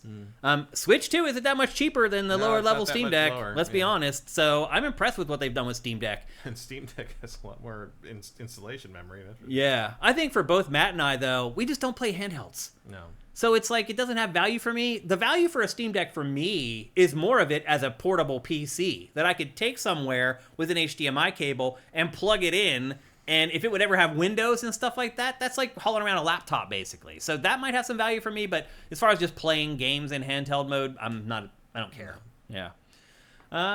What else we got here? ZX Reyes. What would be your ideal perfect Switch 2 launch lineup? Zelda, Mario, and Smash. Zelda, Mario, Metroid, And Smash. a new Rebel Assault, Yeah. Rebel Leader, Rogue Leader, Yeah. 3D Mario, new Metroid. Pikmin 5. As long as we're making shit up, Right. you know, like Yep.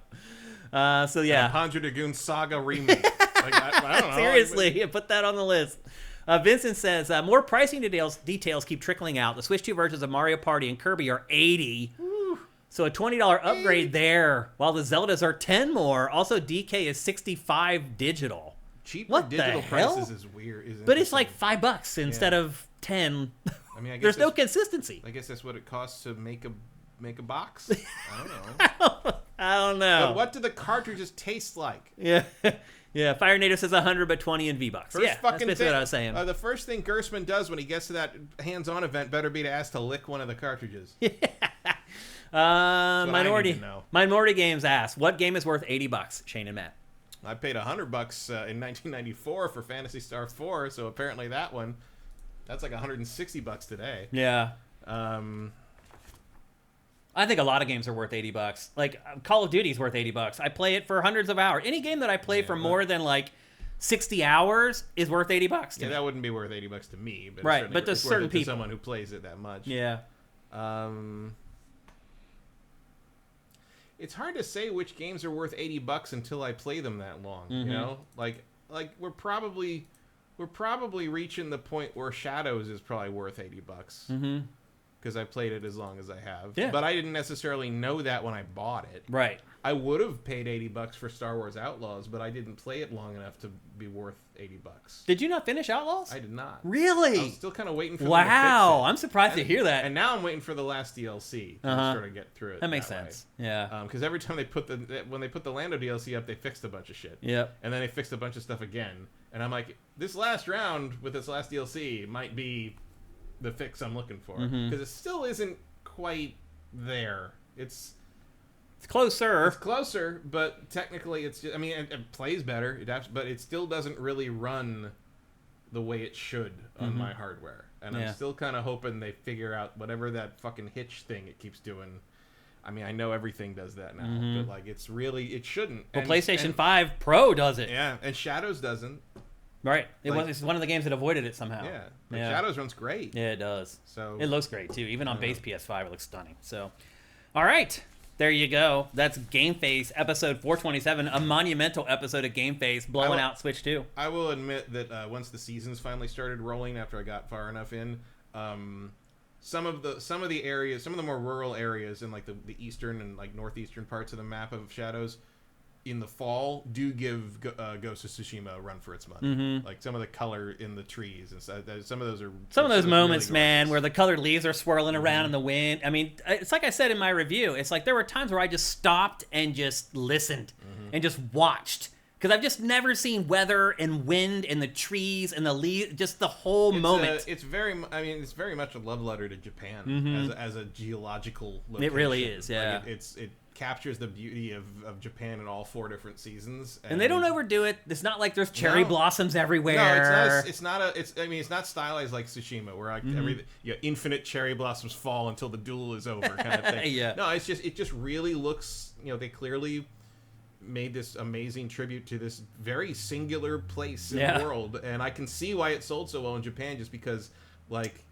Yeah, it's a beautiful way to see your country. It glorifies your country. It does. Absolutely. Like, instead of what people were trying to make it out to be. Environmentally. And like that's the funny thing is like it sold so well and did so well, and it's like, okay, so no one gives a shit what the chuds say. And also when you actually play the game, everyone is upset with Yasuke for many of the things he did anyway. Like, it's not like he's worshipped as some kind of superhero. It's like, I was like, what? We don't think you're really. And he's like, I agree, and I need to do better. And now I'm on the right side, and we're gonna make it all right. And it's like, yeah, that's literally the plot. They did it very well. Good job, morons. You criticized the game you didn't play, and you got everything wrong. And you ended up with egg on your face. Yep.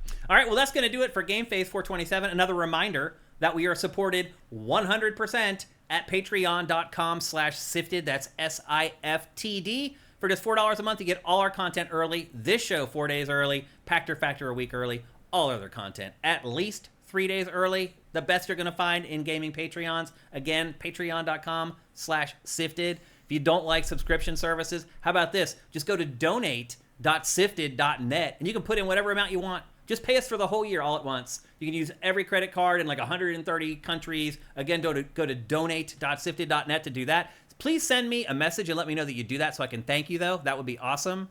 And then if you can't do that, if you have Amazon Prime, you can give us a free $2.50 a month. If you're watching on YouTube, stop right now this video and go down in the description. Figure out how to do that. If you're not helping us out in any other way monetarily, please help us out with Twitch Prime. It makes a big difference. And then, if you can't do that, we like to provide options. Just like the show, comment on the show. Even if you just type awesome podcast, best podcast, I don't care. Make sure you ring the bell so you get notifications because there's all kinds of funky stuff going on right now on YouTube. So I'm not alone, by the way. I brought this up like last week or the week before, and I was like, what is going on? Everybody's like freaking out right now. There's some weird thing. I don't know if it's the algorithm or something, but people aren't getting alerted when our content goes live. And that's a big problem for everybody, not just us. I'm not getting alerts when like channels I'm subscribed to and have the bell, all the shit. It's just not telling. It's not only not telling me, it's not coming up. I know in the recommends, and I'm like, I've been subscribed with the bell on some of these channels for years. And our view counts for Factor. On one of them, my favorite like card game guys on YouTube, I missed 3 videos from him, and I'm like, why the fuck did I? I'm like, what's the point of doing this? If you're not going to show me when these people, why am I subscribed to? What is it doing? Yeah, our views for Factor have literally been cut in half in 3 weeks.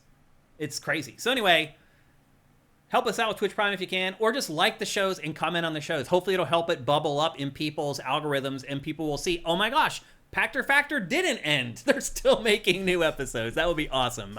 Thanks to our chat as usual. You guys were great. You made the show better, filling us in with facts. Vincent, thank you especially for getting prices and stuff like that to us today. This was a great episode of GameFace. Hope you guys enjoyed it as much as we did. And we'll see you next Tuesday. We'll be back on our normal day and time next week for more awesome travails through the land of video games. So have yourselves an awesome week full of awesome games. GameFace is up and out.